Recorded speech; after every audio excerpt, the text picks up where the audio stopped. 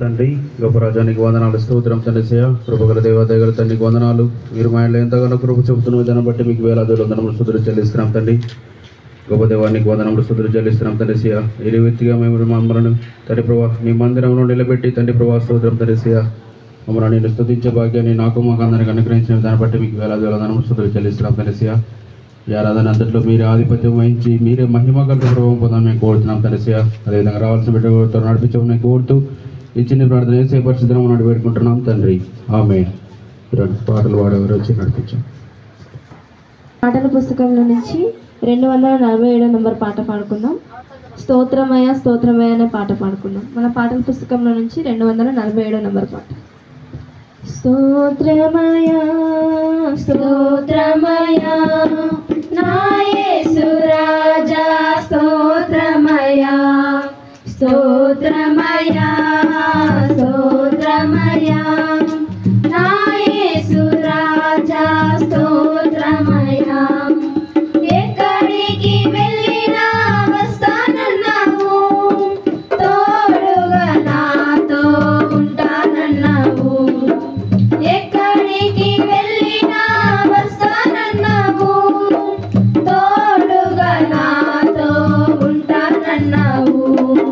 స్తోత్రమయ స్తోత్రమయ నా యేసు రాజా స్తోత్రమయ స్తోత్రమయ స్తోత్రమయ నా యేసు రాజా స్తోత్రమయ. భయపడకు నీవు చెడియకన్నావు, నా హస్తమే నీకు సహాయమన్నావు. భయపడకు నీవు చెడియకన్నావు, నా హస్తమే నీకు సహాయమన్నావు. స్తోత్రమయ స్తోత్రమయ నా యేసు రాజా స్తోత్రమయ స్తోత్రమయ స్తోత్రమయ నా యేసు రాజా స్తోత్రమయ.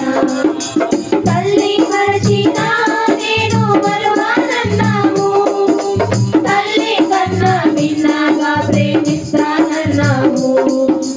తల్లి మరచినా నేను మరువనన్నావు, తల్లి కన్నా భిన్నగా ప్రేమిస్తానన్నావు. స్తోత్రమయ స్తోత్రమయ నా యేసు రాజా స్తోత్రమయ స్తోత్రమయ స్తోత్రమయ నా యేసు రాజా స్తోత్రమయ.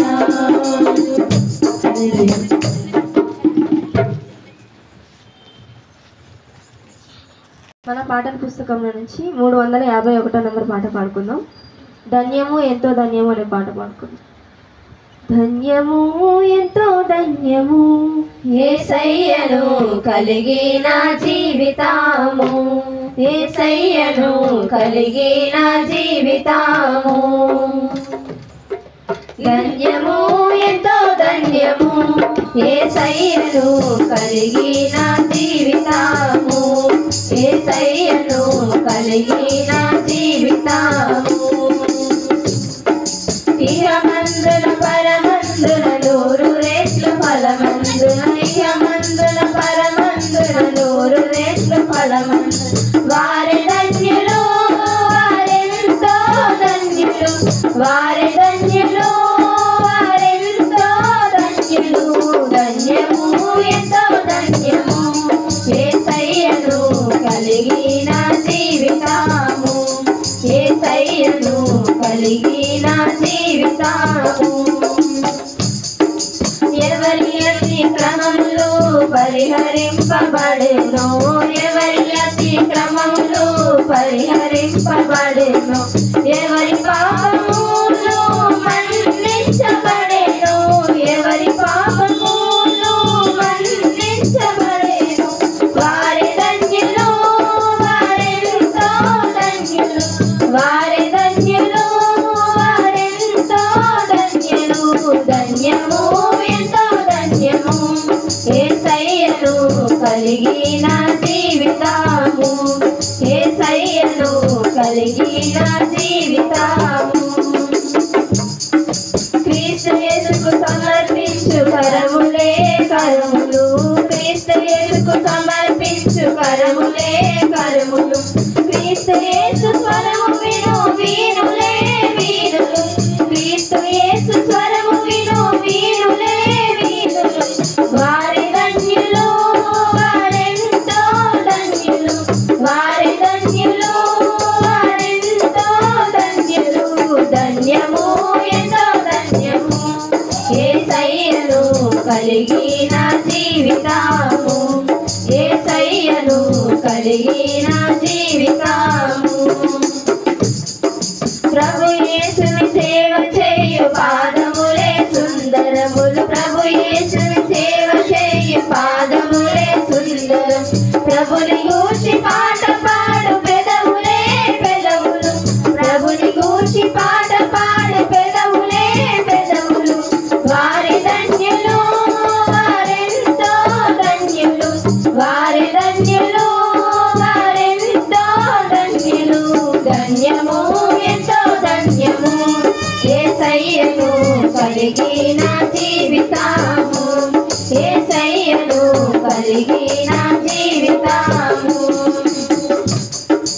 ఆత్మలో నిత్యము ఎదుగుచున్న వారలు ఆత్మలో నిత్యము ఎదుగుచున్న వారలు అపవాది తంత్రములు గుర్తించు వారలు అపవాది తంత్రములు గుర్తించు వారలు వారి ధన్యులు వారెంతో ధన్యులు వారి ధన్యులు వారెంతో ధన్యులు ధన్యము ఎంతో ధన్యము యేసయ్యను కలిగిన జీవితము యేసయ్యను కలిగిన జీవితము శ్రమలయందు నిలచి పాడుచున్న వారలు శ్రమలయందు నిలచి పాడుచున్న వారలు శత్రువు బాణములెల్లా చెదరగొట్టు వారలు శత్రువు బాణములెల్లా చెదరగొట్టు వారలు వారి ధన్యులు వారెంతో ధన్యులు వారి ధన్యులు వారెంతో ధన్యులు ధన్యము ఎంతో ధన్యము యేసయ్యను కలిగిన జీవితము యేసయ్యను కలిగిన జీవితము ఇహమందున పరమందున 100 రెట్లు ఫలమందున ఇహమందున పరమందున 100 రెట్లు ఫలమందున వారి ధన్యులు వారెంతో ధన్యులు వారి ధన్యులు వారెంతో ధన్యులు ధన్యము ఎంతో ధన్యము యేసయ్యను కలిగిన జీవితము యేసయ్యను కలిగిన జీవితము హల్లెలూయా నుంచి 349వ పాట. దేవుని స్తుతించుడి ఎల్లప్పుడు దేవుని స్తుతించుడి ఆ దేవుని స్తుతించుడి ఎల్లప్పుడు దేవుని స్తుతించుడి ఆయన పరిశుద్ధాలయమందు ఆయన పరిశుద్ధాలయమందు ఆయన సన్నిధిలో ఆయన సన్నిధిలో ఎల్లప్పుడు దేవుని స్తుతించుడి ఆ దేవుని స్తుతించుడి ఎల్లప్పుడు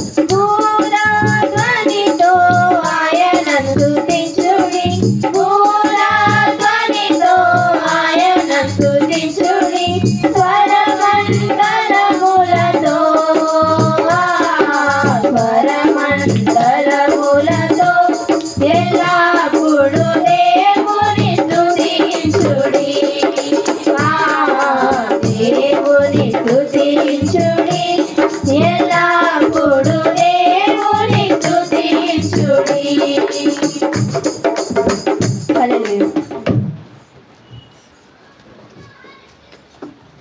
సమయంలో అందరం లేచి నిలబడడానికి ఆరాధన కొరకైన హెచ్చరిక భాగాన్ని పాస్టమ్మ గారికి అప్పగిస్తున్నాను. అందరం లేచి నిలబడదాం. పాస్టమ్మ గారు ముందుకు వచ్చి ఆరాధన కొరకైన హెచ్చరిక భాగాన్ని చదువుతాం. దేవుని నామంలో అందరికీ వందనాలు. ఆరాధన హెచ్చరికలు మనం చదువుకుందాం. ఇర్మియా గ్రంథం 23వ అధ్యాయము చివరి భాగం 30వ వచనం నుండి 40వ వచనం వరకు మనం చదువుకుందాం. మేరీ ముందుకు వచ్చి చదువుతుంది. ఆమె వెనకాల మనం చదువుతాం. ఇర్మియా గ్రంథం 23వ అధ్యాయం 30 నుంచి చివరి వరకు చదువుకుందాము. కాగా నేను మిమ్మును ఎత్తివేయుచున్నాను, మీకును మీ పితరులకును నేనిచ్చిన పట్టణమును నా సన్నిధి నుండి పారవేయుచున్నాను. ఎన్నడను మరువబడని నిత్యాపదలను నిత్య అవమానమును మీకు రప్పించెదను. చదవబడిన వాక్యం దేవుడు దీవించు. ఈ వాక్య భాగంలో ఉన్న కొన్ని ప్రాముఖ్యమైన విషయాలు మనం ధ్యానం చేసుకొని ఆరాధన చేసుకుందాం.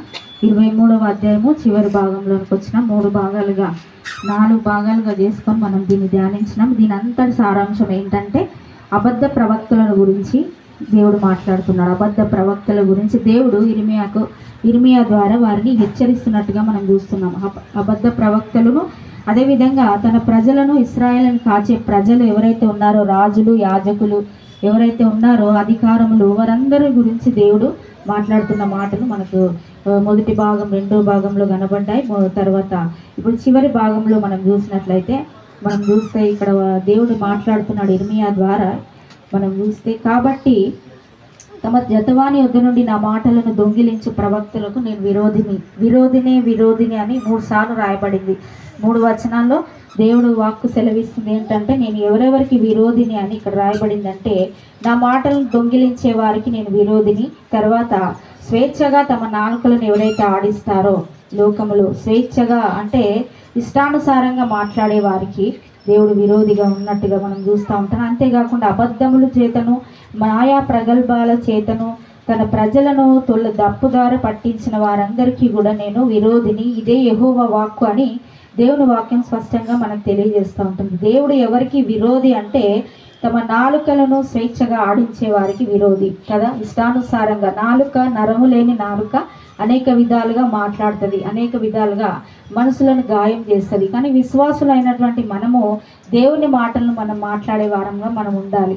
కనుక ఇక్కడ ఉన్నటువంటి ప్రజలు, ప్రవక్తలు వారు ఏ విధంగా మాట్లాడుతున్నారంటే, దేవుని వద్ద నుంచి మాటలను తీసుకోకుండా మాకు స్వప్నములు కలిగాయి, మేము కలలు కన్నాను, మేము దర్శనములు కన్నాం అని చెప్పి దేవుని ప్రజలను తప్పుదోవ పట్టిస్తూ, దేవుని ప్రజలను తప్పుదో నడిపిస్తూ, వారు తప్పు చేసేటప్పటికీ హెచ్చరించకుండా తమ సొంతంగా వారు మాట్లాడుతున్నటువంటి వారిని గురించి దేవుడు మాట్లాడుతున్నారు. అలాంటి ప్రవక్తలకు నేను విరోధిని అని దేవుడు మాట్లాడుతూ ఉంటున్నాడు. అంతేకాకుండా ఇష్టానుసారంగా దేవుని సన్నిధిలో, దేవుని దగ్గర నుంచి తీసుకోవాల్సిన మాటలు మాట్లాడకుండా, ఒక దేవుని సేవకులైనా ఎవరైనా దేవుని దగ్గర ప్రార్థించినప్పుడు దేవుడు వారికి ఇచ్చిన మాటలను దేవుడు ప్రజలకు మాట్లాడు. కానీ ఇక్కడ ఉన్నటువంటి వారు ఎట్లా ఉన్నారంటే, ఇష్టానుసారంగా మేము కళ్ళు కన్నాము, మేము దర్శనం చేశాము కనుక మీకు ఇది జరుగుతుంది, అది జరుగుతుంది అని ప్రజలను మాయ మాటలు చెప్పి తప్పుదోర పట్టించేటువంటి వారందరికీ కూడా నేను విరోధిని అంటున్నాడు. వీరిని నేనేమంటున్నాడంటే, ఇలాంటి వారిని నేను పంపలేదు, నేను వారికి ఆజ్ఞ ఇయ్యలేదు అని మాట్లాడుతున్నాడు దేవుడు. నేను వారిని పంపలేదు, నేను వారికి ఆజ్ఞ ఇయ్యలేదు. వారు జనులను ఏమాత్రము కూడా ప్రయోజనకరము కారు. ఇలాంటి వారు జనులకు ఎలాంటి కూడా ప్రయోజనకరము కాదని దేవుని వాక్యం సెలవిస్తూ ఉంటుంది. అంతేకాకుండా మరి దేవుని మాటలు ఎలాంటి అని కింద వచనాలు మనం చూస్తే 36వ వచనంలో కనబడుతుంది. జీవము గల మన దేవుని మాటలు ఎలాంటివి అంటే, ఆయన జీవము కలిగినటువంటి దేవుని మాటలు, సైన్యములకు అధిపతి అవు దేవుడు యెహోవా మాటలు. మన దేవుడి మాటల్లో జీవం ఉంది. ఆయన జీవము కలిగిన మాటలు మనం ఉచ్చరించాలి. ఈ లోకంలో బ్రతుకుతున్నప్పుడు ఇష్టానుసారంగా కొంతమంది మాట్లాడతారు మాటలు కదా, మనుషులను గాయపరిచే విధంగా మాట్లాడుతూ ఉంటారు కదా. ఏ విధంగా అయితే వీళ్ళని మనసును బాధ పెట్టాలంటే ఏ విధంగా మాట్లాడాలని ముందే ప్రిపేర్ అయ్యి ఆ విధంగా మాట్లాడి మనుషులను గాయపరుస్తూ ఉంటారు. కనుక విశ్వాసముగా మనం అలాంటి లక్షణాలను మనం కలిగి ఉండొద్దు. అలాంటి వారికి దేవుడు ఖచ్చితంగా విరోధిని నేను అని దేవుడు మాట్లాడుతున్నాడు. దేవుడు మనకు స్నేహితుడిగా ఉండాలి. ఎందుకంటే మనల్ని దేవుడు స్నేహితులని పిలిచాడు, మనల్ని దాసులని పిలవలేడు. దేవుడు మనకు అధికారం ఇచ్చాడు కనుక అలాంటి స్వేచ్ఛను మనం పోగొట్టుకోకూడదు. స్వేచ్ఛను పోగొట్టుకునే వారు ఎలా ఉంటారంటే స్వేచ్ఛగా తమ నాలుకలను ఆడించుకుంటారు. ఇక దేవునితో సంబంధం లేకుండా ఇష్టానుసారంగా మాట్లాడే వారందరికీ దేవుడు విరోధి అని మాట్లాడుతున్నట్టుగా మనం చూస్తూ ఉంటాం. ఆయన మనకు స్నేహితుడుగా ఉంటే అనేకమైనటువంటి మేళ్లను ఆయన దగ్గర నుంచి మనం పొందుకుంటాం. కనుక అలాంటి వారిని దేవుడు ఏమంటున్నాడు అంటే అలాంటి వారందరూ కూడా దేవునికి భారము అని ఇక్కడ మాట్లాడుతున్నాడు. మీరే ఆయనకు భారం. ఒకవేళ నువ్వు మాట వారికి తీసుకెళ్ళి చెప్పినప్పుడు వారు నిన్ను అడుగుతారు, దేవునికి ఏమవుతుందంట, మేము ఇట్లా మాట్లాడితే ఏంటి అని ఇట్లా మాట్లాడతారు కదా కొన్నిసార్లు. అట్లా నిన్ను అడిగినప్పుడు దేవుడు అంటున్నాడు, నీవు వారితో చెప్పుము, మీరే ఆయనకు భారంగా ఉన్నారు, మిమ్మల్ని అందరినీ ఎత్తి ఆయన పారవేస్తాడు, మిమ్మల్ని అందరినీ ఎత్తి ఆయన తీసి పక్కన పెడతాడు అన్నట్టుగా ఇక్కడ దేవుడు మాట్లాడుతున్నట్టుగా మనం చూస్తూ ఉంటున్నాం. దీనికి అంతటికి కారణం, దేవుడికి అంత కోపం రావడానికి కారణము, దేవుడు విరోధి అవడానికి కారణము. ఎందుకంటే తన ప్రజలకు కారణం ఏంటంటే దేవుని మాటలు వినకపోవడం, జీవము కలిగిన మన దేవుని మాటలను మాట్లాడకపోవడం. ప్రవక్తలైనటువంటి వారైనా, సామాన్యులైనా, యాజకులైనా, ఎవరైనా సరే దేవునికి విరోధంగా మాట్లాడుతూ ఆయన మీద సనిగే వారందరికీ కూడా దేవుడు విరోధి. ఇక్కడ దేవుని మాటలు మాట్లాడుతున్నాం. ఇక్కడ చూస్తే ఇక్కడ మనం జ్ఞాపకం చేసుకున్నట్లయితే ప్రవక్తే కానీ, యాజకుడే కానీ, సామాన్యుడే కానీ యెహోవా భారం అనే మాట ఎత్తువాడు ఎవడైనాను వాని ఇంటి నుండి వారికి నేను దండించేది అని రాయబడింది ఇక్కడ. కనుక దేవుని మీద సనిగేవారు కదా, కొన్నిసార్లు సనుగుడు గునుగుడు కూడా మనకు వస్తాయి. దేవుని మీద సనిగే వారందరికీ కూడా దేవుడు విరోధి. అలాంటి వారికి దేవుడు ఇచ్చేటువంటి శిక్ష ఏంటంటే దేవుని సన్నిధిలో నుండి చివరి వచనం 39వ వచనం చివరిలో చూస్తే మనకు కనబడుతుంది ఏంటంటే, నా సన్నిధి నుండి నేను వారిని పారద్రోలేదను అంటున్నాడు. నా సన్నిధిలో నుండి నేను పారద్రోలుతాను, ఎన్నడను మరవబడని నిత్య అవమానమును నేను వారి మీదికి రప్పించేదను అని దేవుడు వాక్యం సెలవిస్తూ ఉంటుంది. దేవుని సన్నిధిలో నుండి మనల్ని త్రోసివేస్తే ఈ లోకంలో ఎక్కడ క్షేమం లేదు. మనం దేవుని సన్నిధిలోనే సంపూర్ణ సంతోషము, మనకు ఆనందము, ఆరోగ్యము సమస్తం ఉంది. అలాంటిది ఆయన సన్నిధిలో నుంచి మనల్ని పారద్రోస్తానంటే ఇంకా మనం ఎక్కడికి వెళ్ళగలం? మనకు దేవుడు విరోధిగా ఉంటే మనం ఎక్కడికి వెళ్ళగలం? కనుక దేవుని సంతోష పెట్టే వారంగా మనం ఉండాలి. మనం జీవితంలో దేవుని వాక్యం సెలవిస్తుంది ఏంటంటే, మనం దేవుని సంతోష పెడితే ఆయన మన యందు సంతోషించి ఆయన మనకు స్నేహితుడుగా ఉంటాడు. లేకపోతే మన ఇష్టానుసారంగా మనం బ్రతుకుతూ దేవుని మాటలకు విధేయత చూపకుండా జీవము గల దేవుని మాటలను నిర్లక్ష్య పెడితే గనక దేవుడు ఆయన సన్నిధిలో నుండి మనల్ని త్రోసివేస్తానని, తర్వాత ఎన్నడూ నుండని నిత్య అవమానమును మనకు కలగజేస్తానని దేవుని వాక్యం సెలవిస్తూ ఉంటుంది. మరి ఈ రోజున ఉదయకాల సమయంలో దేవుడు మనల్ని హెచ్చరిస్తున్నాడు. దేవుని సన్నిధిలో మనం ఎలా ఉన్నాం? దేవుని వాక్యము అగ్ని వంటిది, బండ వంటిది అని, ఇక్కడ సుత్య వంటిది అని పోయిన వారం మనం జ్ఞాపకం చేసుకున్నాం.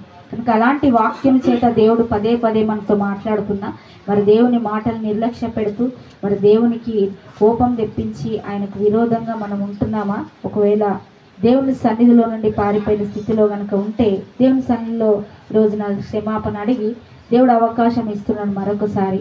కనుక ఆయన క్షమించడానికి సిద్ధమైన మనసు గలవాడు. కనుక ఎప్పుడైనా ఆయన సన్నిధిలో ఉంటే మరలా ఆయన హక్కును చేర్చుకుంటాడు. కనుక మనం ఆయన సన్నిధిలో నుండి వెళ్ళిపోకుండా ఆయన సన్నిధి కాపుదలలో ఉండి ఆయన మేళ్లను మనం అనుభవించే విధంగా ఉండాలని ప్రభు కోరుకుంటున్నాడు. మన నిత్య ఆశీర్వాదానికి వారసులు అవ్వడానికి దేవుడు మనల్ని పిలిచాడు, కానీ విరోధులుగా, ఆయన శత్రువులుగా ఆయన నుండి వెళ్ళిపోవడానికి ఆయన మనల్ని ఏర్పాటు చేసుకోలేదు. కానీ మన అవిధేయత వల్ల, మన మూర్ఖత వల్ల, మన యొక్క తిరుగుబాటు వల్ల అనేక సార్లు దేవునికి దూరం అవుతా ఉన్నాం. కనుక అలాంటి జీవితం ఉంటే కనుక తీసేసుకుందాం. ఉదయకాల సమయంలో దేవుడు మనల్ని హెచ్చరిస్తూ ఉంటున్నాడు. ఈ కొద్ది మాటలు దేవుడు మన ఇంటిలో దేవుడు దీవించిన గాక. దేవునికి స్తోత్రం. అందరం కూడా కొద్ది నిమిషాలు మనం దేవుని సన్నిధిలో దేవుని స్తుతించి దేవుని ఆరాధన చేద్దాం. ఆయన జీవము గల మాటలు మనం వింటూ ఉన్నప్పుడు, ఆయన సన్నిధిలో ఉంటున్నప్పుడు దేవుని సన్నిధిలోని మేళ్లను మనం అనుభవిద్దాం. ఉదయకాల సమయంలో దేవుడు ఇర్మియా ద్వారా ప్రవక్తలైన వారికి, సామాన్యులే కానీ, యాజకులే కానీ ప్రతి ఒక్కరితో దేవుని వాక్కు మాట్లాడుతుంది. ఇష్టానుసారంగా మాట్లాడే వారికి ఆయన విరోధంగా ఉంటానని దేవుని వాక్యం సెలవిస్తూ ఉంటుంది. కనుక దేవుని సన్నిధిలో ఆయన చేసిన మేలను జ్ఞాపకం చేసుకుందాం. ఉదయకాల సమయంలో గతించిన వారమంతట్లో దేవుడు చూపిన కృపను, ఎన్నో భయంకరమైన పరిస్థితులు, అనారోగ్యతలు, ఎన్నో ఇబ్బందుల నుండి మనల్ని, మన కుటుంబాన్ని దేవుడు కాపాడి ఇంతవరకు సజీవ లెక్కలో ఉంచిన దేవుణ్ణి మనస్ఫూర్తిగా హృదయపూర్వకంగా దేవుని స్తుతించి దేవుని ఆరాధన చేద్దాం. అందరూ కూడా నోరు తెచ్చి హృదయపూర్వకంగా కృతజ్ఞతగా దేవుని స్తుతిద్దాం. దేవుని సన్నిధిలో ఆరాధన చేయడానికి దేవుడు మంచి అవకాశం మనకి ఇచ్చినాడు. మన బయట ఉన్న సమస్తాన్ని మరచి, మన చింతలన్నీ మరచి ఒకసారి దేవుని సన్నిధిలో దేవుని స్తుతిద్దాం. అందరం కూడా నోరు తెరిచి దేవుని స్తుతిద్దాం. దేవుడిచ్చిన ఆరోగ్యాన్ని బట్టి దేవుని స్తుతిద్దాం. ఇచ్చిన కుటుంబాన్ని బట్టి దేవుని స్తుతిద్దాం. ఇచ్చిన ఈ పునరుత్థాన దినమును బట్టి దేవుని స్తుతిద్దాం. హల్లెలూయా. దేవుని స్తోత్రం. పరిశుద్ధుడా, వందనాలు. స్తోత్రం, స్తోత్రం. పరిశుద్ధుడా, అందరం కూడా దేవుని స్తుతిద్దాం.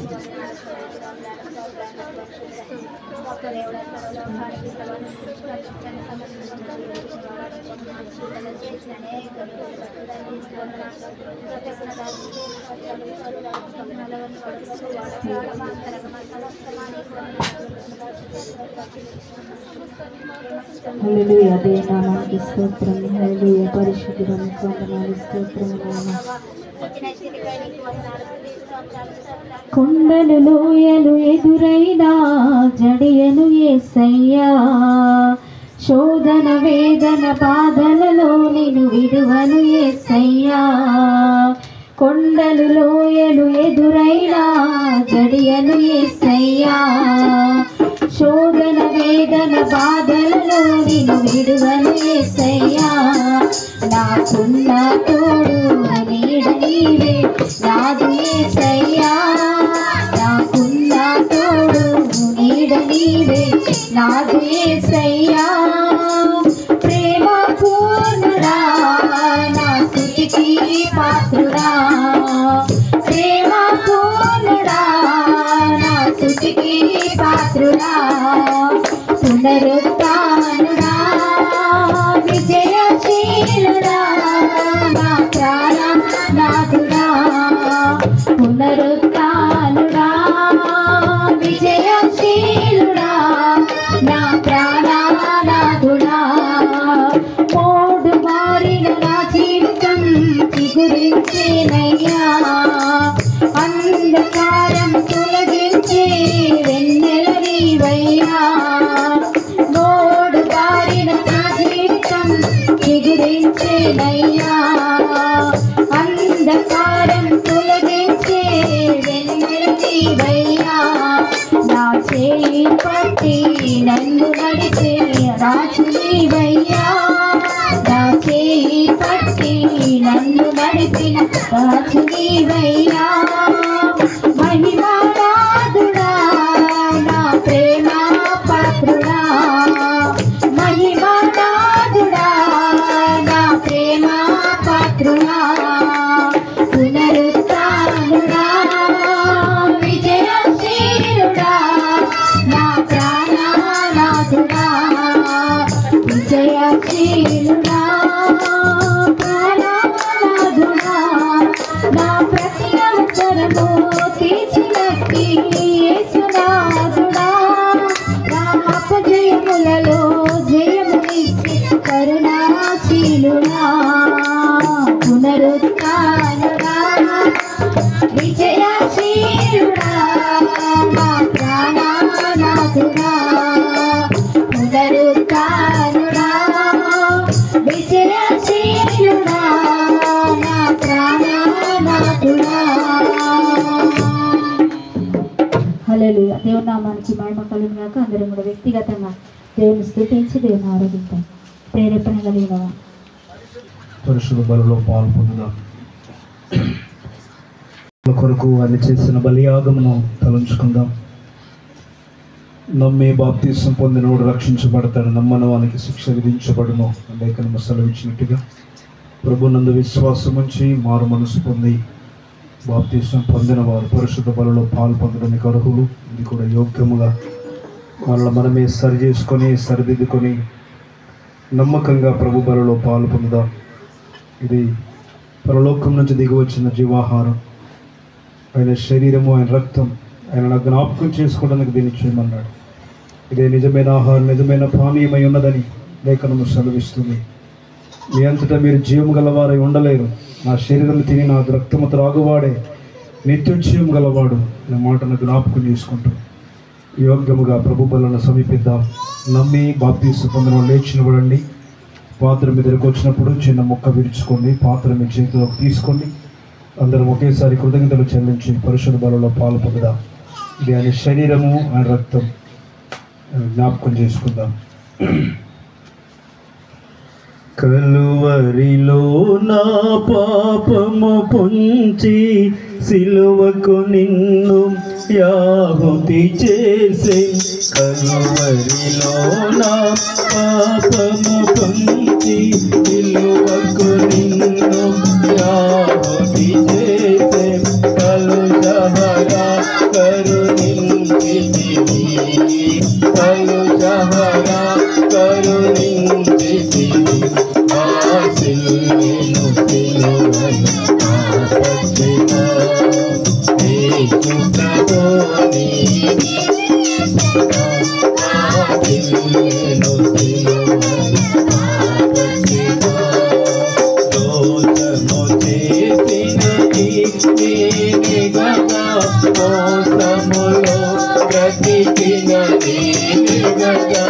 దోషము చేసినది నేనే గదా, మోసములో బ్రతికినది నేనే గదా. మోసితివా నా శాపభయం, నా శాపభయం. సిలువను సిలువను ఆపచ్చినా యేసు ప్రభు నీకే కృప. సిలువను సిలువను ఆపచ్చినా పాపము చేసిన నిలిచి మరణం శాపమిగా నేనార్జించినది. పాపము చేసిన నిలిచి మరణం శాపమిగా నేనార్జించినది. కాపరివై నన్ను బ్రోచితివి,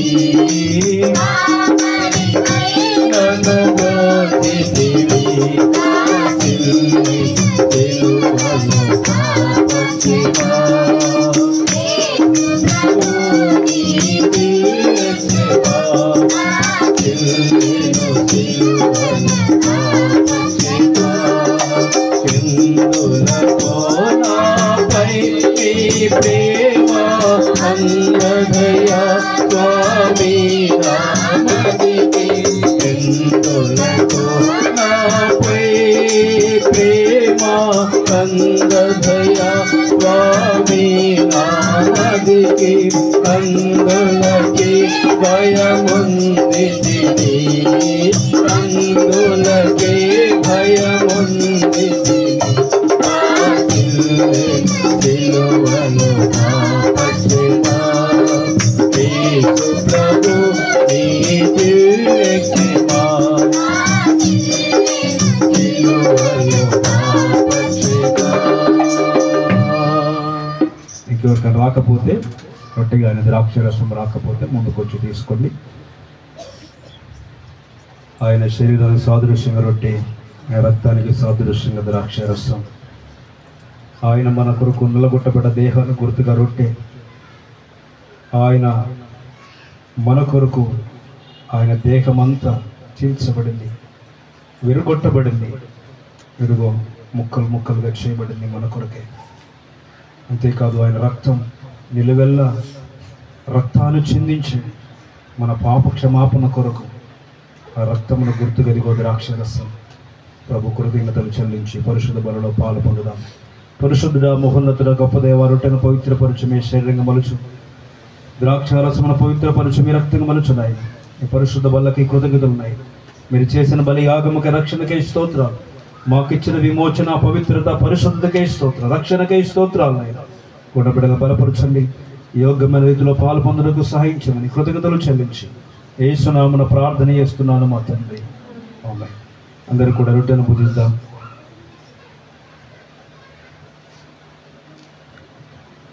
అదేవిధంగా పాత్రను త్రాగుదాం.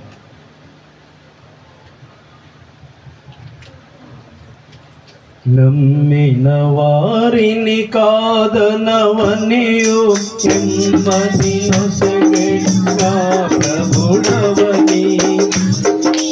వారిని కాదనవనియు ఎమ్మది నొసగెగా ప్రభుడవని. నమ్మితిని పాదములకు ఈ పాద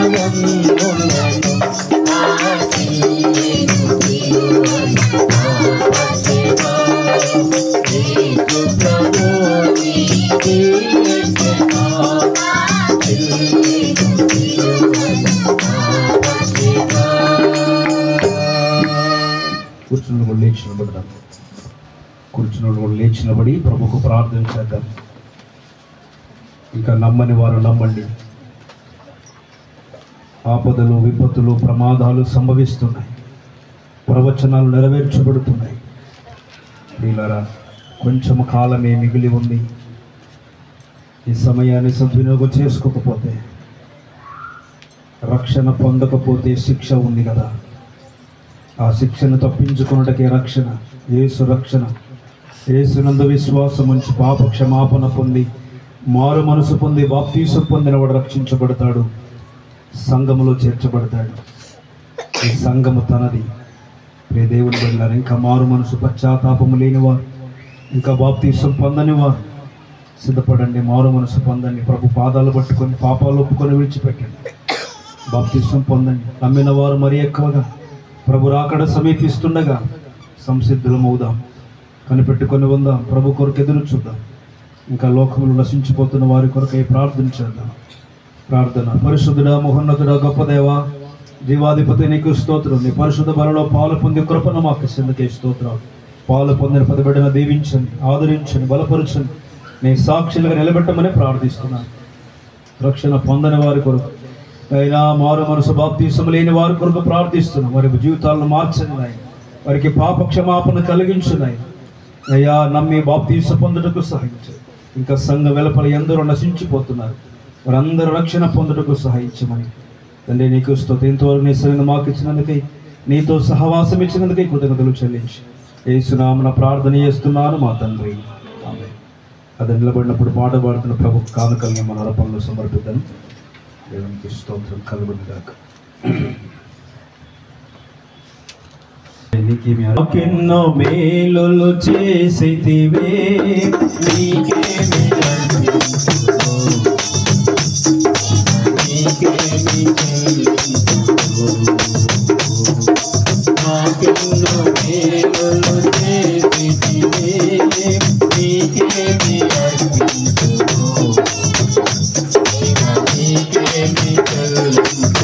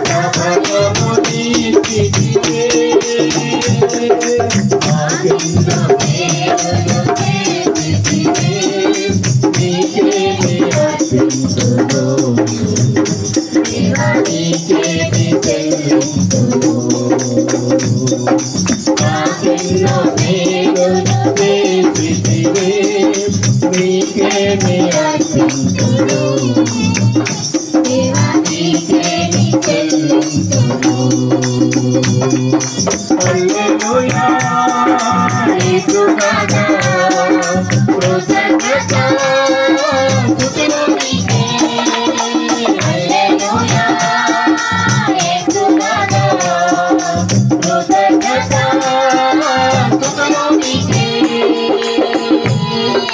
ప్రైజ్ ది లార్డ్. అందరూ కూర్చుందాం. ఎత్తబడిన కానుకల కొరకు దేవుని వాక్యం కొరకు బెన్ని ప్రార్థన చేస్తారు. ముందుకు వాళ్ళ నుంచి కళ్ళు మూసుకుందాం. ప్రార్థన.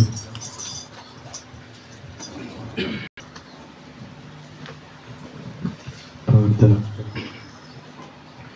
పరిశుద్ధుడైన తండ్రి, కృపమేడ కనికర పూర్ణమనస్య మహోన్నతుడు గొప్ప దేవుడు, చారిని దేవుడుగా మాకున్నందుకే వందనము స్తోత్రమేసే. మంచి కాపరివి, సజ్జుడు అయి నిత్యం మమ్మల్ని కాపాడుతున్న దేవానికి వందం తన గతి దినంలోనే నీ కృపాక్షేమం అంట ఉంచి మమ్మల్ని సంరక్షించిన దేవుడు నీకు వందం తనిస్తుందా. అనేక పరిస్థితులు, అనేక ప్రాంతాల్లో అనేక విపత్తులు ప్రభా, ఎందరో ఇబ్బందులు ఉన్నారు నాయన, నీకు వందము. ఆ పరిస్థితుల నుంచి మమ్మల్ని తప్పిస్తూ మమ్మల్ని క్షేమం ఇస్తున్న తండ్రి నీకు వందనం. నీ కృపే మమ్మల్ని కాపాడుచున్నది ప్రభా, నీకు వందం తనే. మేము కాదు, మమ్మల్ని కాదు బట్టి, మమ్మల్ని బట్టి కాదు కానీ ప్రభా, నీ కృపే మమ్మల్ని ఆదరిస్తున్న, మమ్మల్ని భద్రపరుస్తున్నది, కాపాడుతున్న ప్రభా నీకు వందనం. నన్ను బట్టి స్థుతిస్తున్నాను. అదేవిధంగా నీ ప్రజలు, నేను నీ బిడ్డలు నన్ను నీ సన్నిధికి వచ్చి నేను నాన్న నీకు సమర్పించిన కాలం బట్టి నేను నీకు వందనాలు ప్రభావం. దీవించండి, ఆశీర్వదించండి, సంఘాభివృద్ధిలో నాయన కృపవించండి, కనికరించండి ప్రభా నీకు వందనం. తనేసి సంఘ పరిచయం వ్యాప్తి చేయండి, నీ నామాన్ని మహిమపరచుకొని స్తోత్రం. అదేవిధంగా సంఘం నాయన ఆత్మీయంగా బలపరచబడటకు సాయం చేయ ప్రభా నీకు వందనం. సంఘ ఐక్యత కలిగి ప్రభా ఇక నీ రాజ్య వ్యాప్తిలో పనివారంగా ఉండటకు సాయం చేయ ప్రభా. మమ్మల్ని అందరినీ సిద్ధపరచండి, ఆ విధంగా మమ్మల్ని నాయన నియమించండి ప్రభా నీకు వందనం స్తోత్రం ప్రభా. అదేవిధంగా వాక్యం చేద్దాం, మమ్మల్ని సరిచేయండి, బాగు చేయండి, కట్టండి ప్రభా నీకు వందనం. నీ రాజ్యంలో అందరూ ఉండటకు, నీ చిత్తంలో మమ్మల్ని మేము నడవబడటకు సాయం చేయమని అడుగుతుంది. ఈ శ్రీకృష్ణ ప్రాచున్నాం పరమ తండ్రి, ఆమేన్. అక్కడ అలంకరణ కనబడుతుంది. తర్వాత నవీన్ కూడా సిద్ధపడు.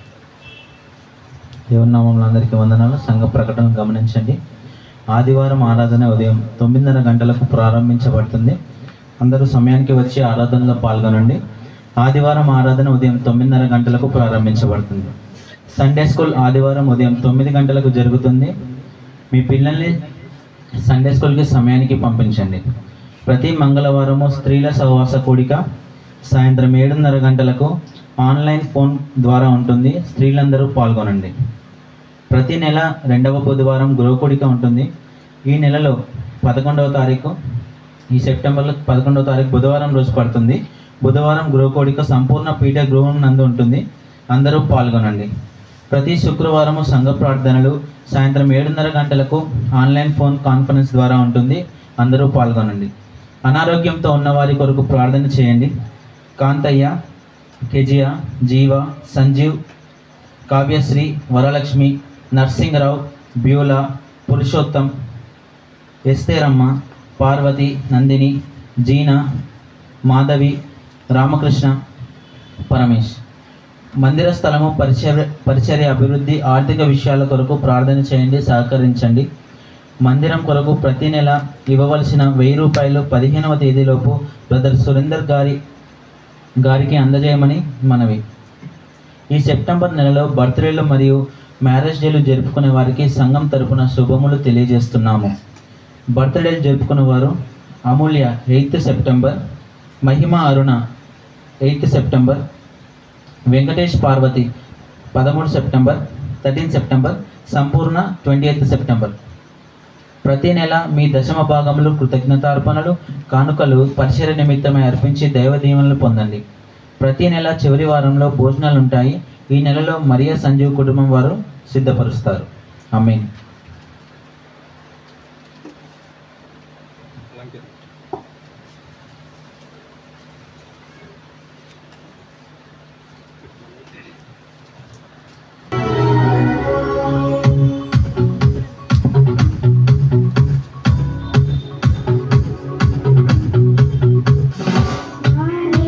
సూర్యుడా భూమినేలు యేసయ్యా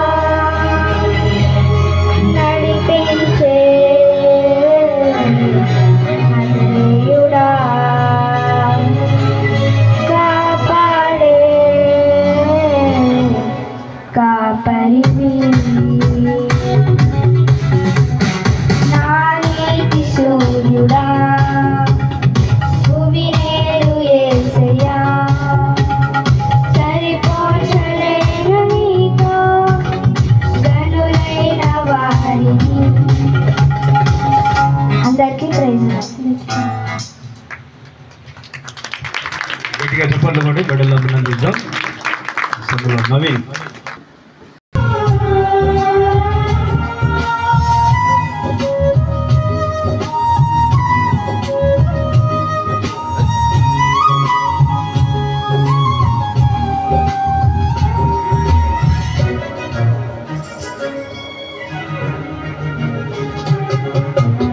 అసమానుడైన వాడు అవమానపరచడు నిన్ను ఓటమి ఎరుగని మన దేవుడు ఓడిపోనివ్వడు నిన్ను ఘన కార్యాలెన్నో నీకై చేసినవాడు కష్టకాలమందు నీ చేయి విడుచునా అసాధ్యాలెన్నో దాటించిన నాదుడు శ్రమలో నిన్ను దాటిపోవునా సియోను దేవుడే నిన్ను సిగ్గుపడనివ్వడు కనికరాపూర్ణుడే నీ కన్నీరు తుడుచును సియోను దేవుడే నిన్ను సిగ్గుపడనివ్వడు కనికరాపూర్ణుడే నీ కన్నీరు తుడుచును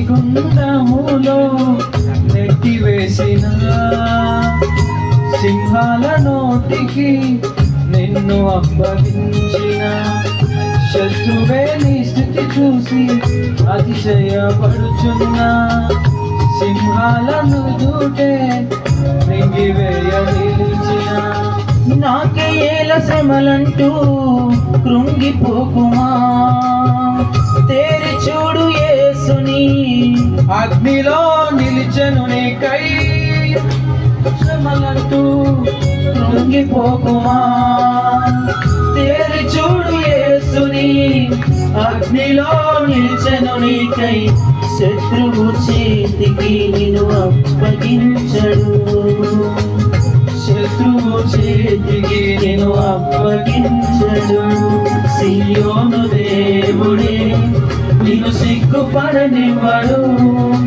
కనికరాపూర్ణుడే నీ కన్నీరు తుడుచును సియోను దేవుడే నిన్ను సిగ్గుపడనివ్వడు కనికరాపూర్ణుడే నీ కన్నీరు తుడుచును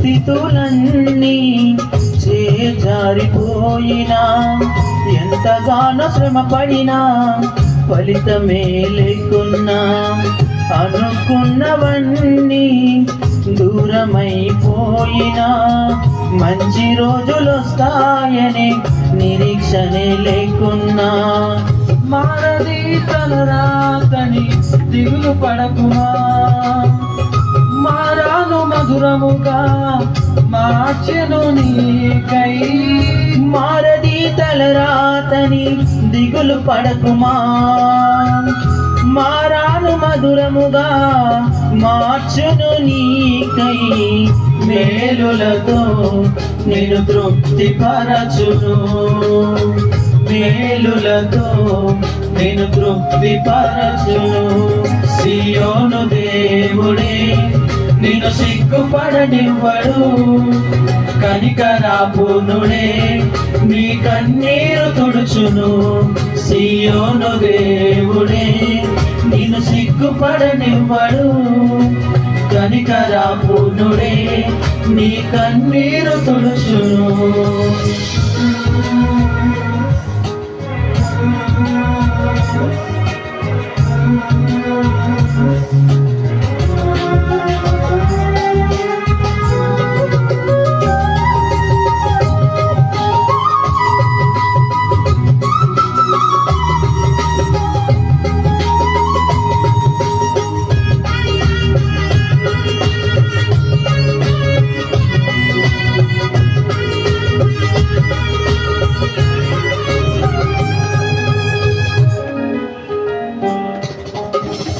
ఒంటరి పోరాటమే విసుగురేపినా పొందిన పిలుపే భారమైపోయినా ఆత్మీయులందరూ అవమానిస్తున్నా నమ్మదగిన వారు లేక నిరాశతో నిలిచిన పిలుపునే విడచి మరలిపోకుమా.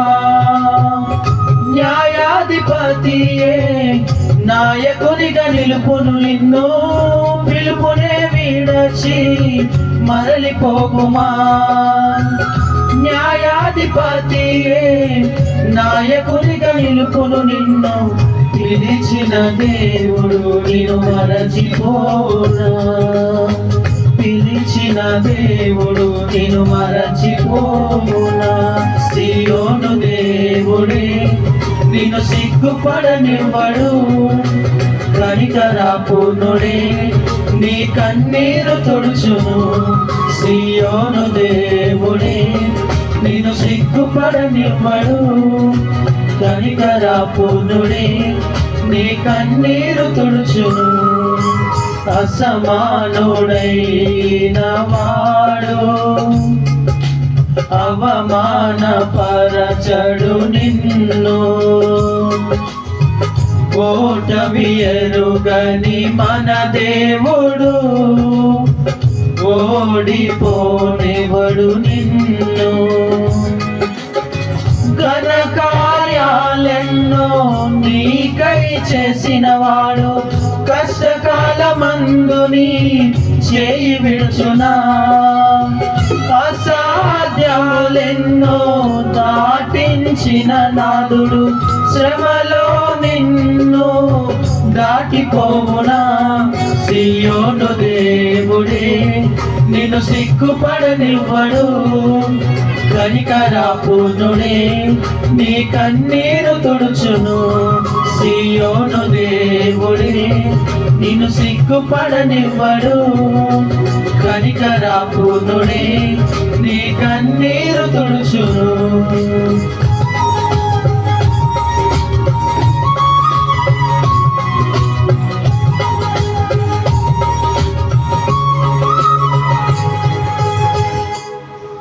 హల్లెలూయా.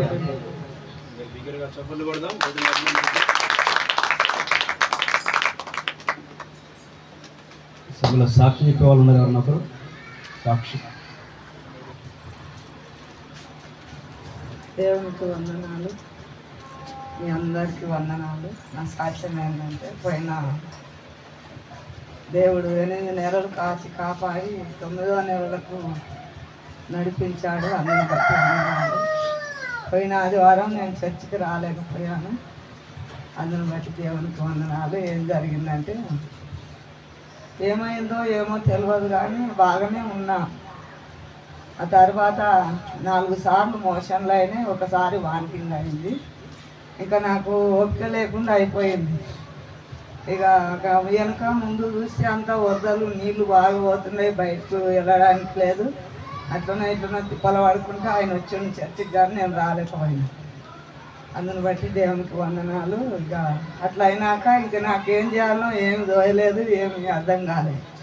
అయ్యా దిక్కులేని వాళ్ళకి నీవే దిక్కు, మాకైతే ఎవరు లేరు, మరి బయటికి వెళ్ళాలి ఎక్కడన్నా తీసుకుపోవాలన్నా ఎవరు లేరని ఒక గ్లాసు నీళ్ళు తీసుకొని 7 సుక్కలు ప్రార్థనాయలు వేసుకొని తాగినా. ఇక తాగి ఇంకా వాంతింగ్ చేసుకున్నా, ఇంకా తినలే, అట్టే పడుకున్నా. ఇంకా తెల్లారే వరకు మంచి ఆరోగ్యం ఇచ్చిండు. అందుని బట్టి దేవునికి వందనాలు. ఇంకా నాకేమి కాలే. ఇంకా హాస్పిటల్కి పోవాలన్న ఆలోచన కానీ ఇంకా ఏం కాలేదు. మంచి ఆరోగ్యం ఇచ్చినాడు, దేవునికి వందనాలు. అందుని బట్టి మీ అందరికీ వందనాలు. అయ్యగారికి, అమ్మగారికి అందరికీ వందనాలు. మా గురించి మీరు ప్రార్థన చేస్తున్నారు. మేము ప్రతి దాంట్లో మేము లేకపోయినా కూడా మీరు మా గురించి ప్రార్థన చేస్తారు. అందుని బట్టి వందనాలు. ముఖ్యంగా అయ్యగారు, అమ్మగారు మమ్మల్ని మీరు ఎప్పుడు మా గురించి ప్రార్థన చేస్తారు. మమ్మల్ని ప్రతి విషయంలో మీరు జ్ఞాపకం పెట్టుకుంటున్నందుకు మీ అందరికి వందనాలు. అందరి పట్ల మరి దేవుడు మనందరినీ మరి క్షేమంగా మనలను కాపాడుతున్నందుకు దేవునికి వందనాలు. ఈ చిన్న సాక్ష్యాన్ని దేవుడు దీవించును గాక.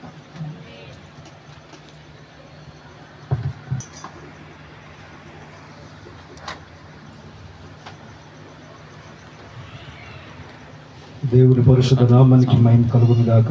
దేవుడు కృప చూపేవాడు, కనికరం చూపే దేవుడు. ఇంకా గొప్ప కార్యాలు చేయడానికి సమర్థుడైన దేవుడు. అందరిని బట్టి దేవునికి స్తోత్రం కలుగును గాక. దేవుని ప్రేమైన వాళ్ళని సమలో ఒక చిన్న పల్లవి వచనం పాడి ప్రభుని స్తుతించి దేవుని వాక్యాన్ని ధ్యానం చేసుకుందాం.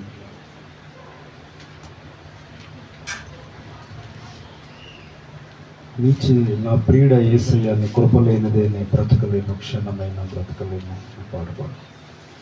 నీ చేతితోనే నన్ను లేపినావు, నీ చేతితోనే నన్ను చెక్కుకుంటివి, నీ చేతితోనే నన్ను లేపినావు, నీ చేతితోనే నన్ను చెక్కుకుంటివి, నీ చేతి నీడలో నన్ను దాచుకుంటివి. అమ్మాయి చేతి నీడలో నన్ను దాచుకుంటివి. నా ప్రియుడా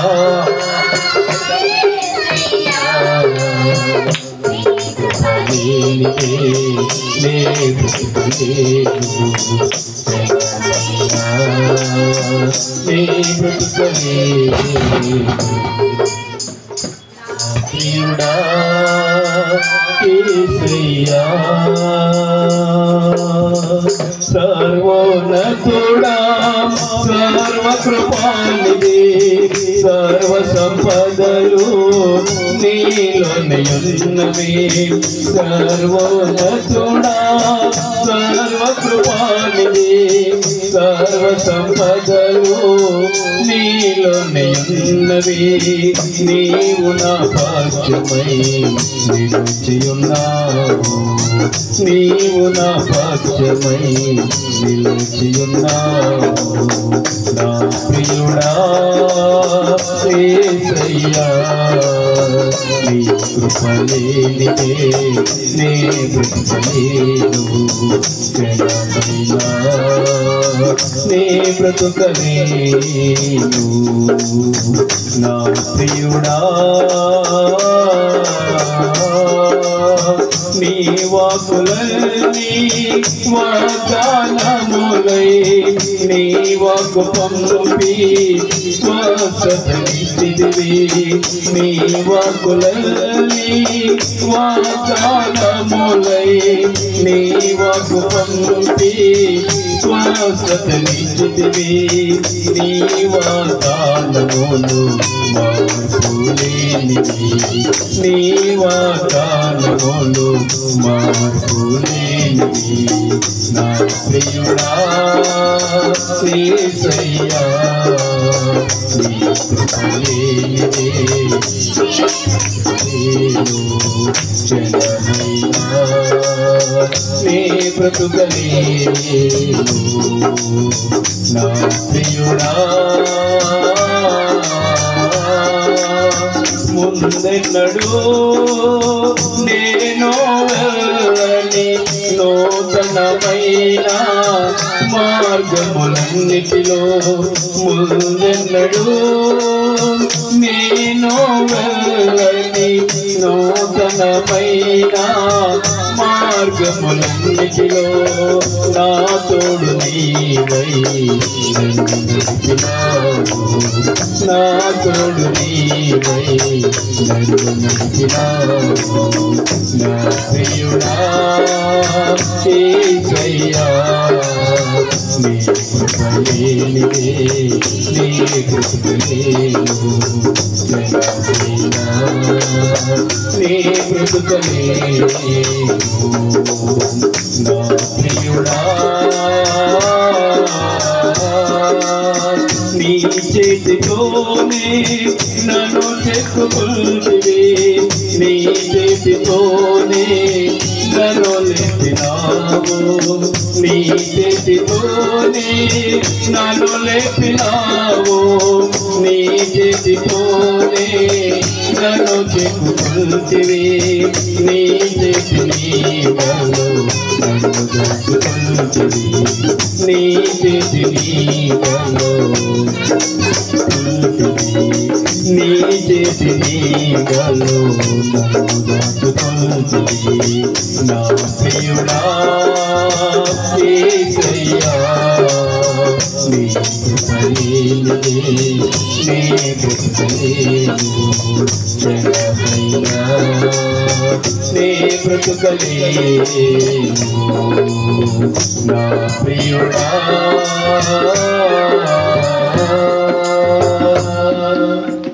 ప్రైజ్ ది లార్డ్. దేవుని నామానికి మహిమ కలుగును గాక. అసలు దేవుని వాక్యాన్ని ధ్యానం చేసుకుందాం. పోయిన వారం ఏ వాక్యం ధ్యానం చేశాం?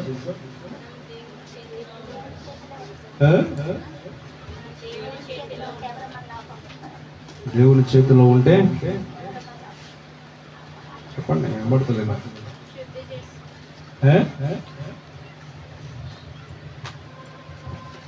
నాకు వినబడతలేదా? మీకు చెప్తలేదా? Praise the lord. హల్లెలూయా. స్తోత్రం. Praise the lord. హల్లెలూయా. ఏ వాక్యము ఏం చెప్పుకున్నాం చెప్తారా? ప్రార్థన చేసుకున్నాం. మా ఇప్పుడు తిరిగేయండి, ఇప్పుడైనా తిరిగేసి చెప్పండి. ఏం చెప్పుకున్నాం? మరి ఏం వస్తలేదు మాట వస్తలేదా? పానం ఏమైనా సుస్థ అయిపోయిందా?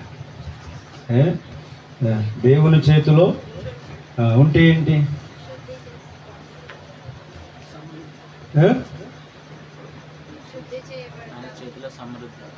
దేవుని చేతిలో ఉంటే ఏంటి లాభం?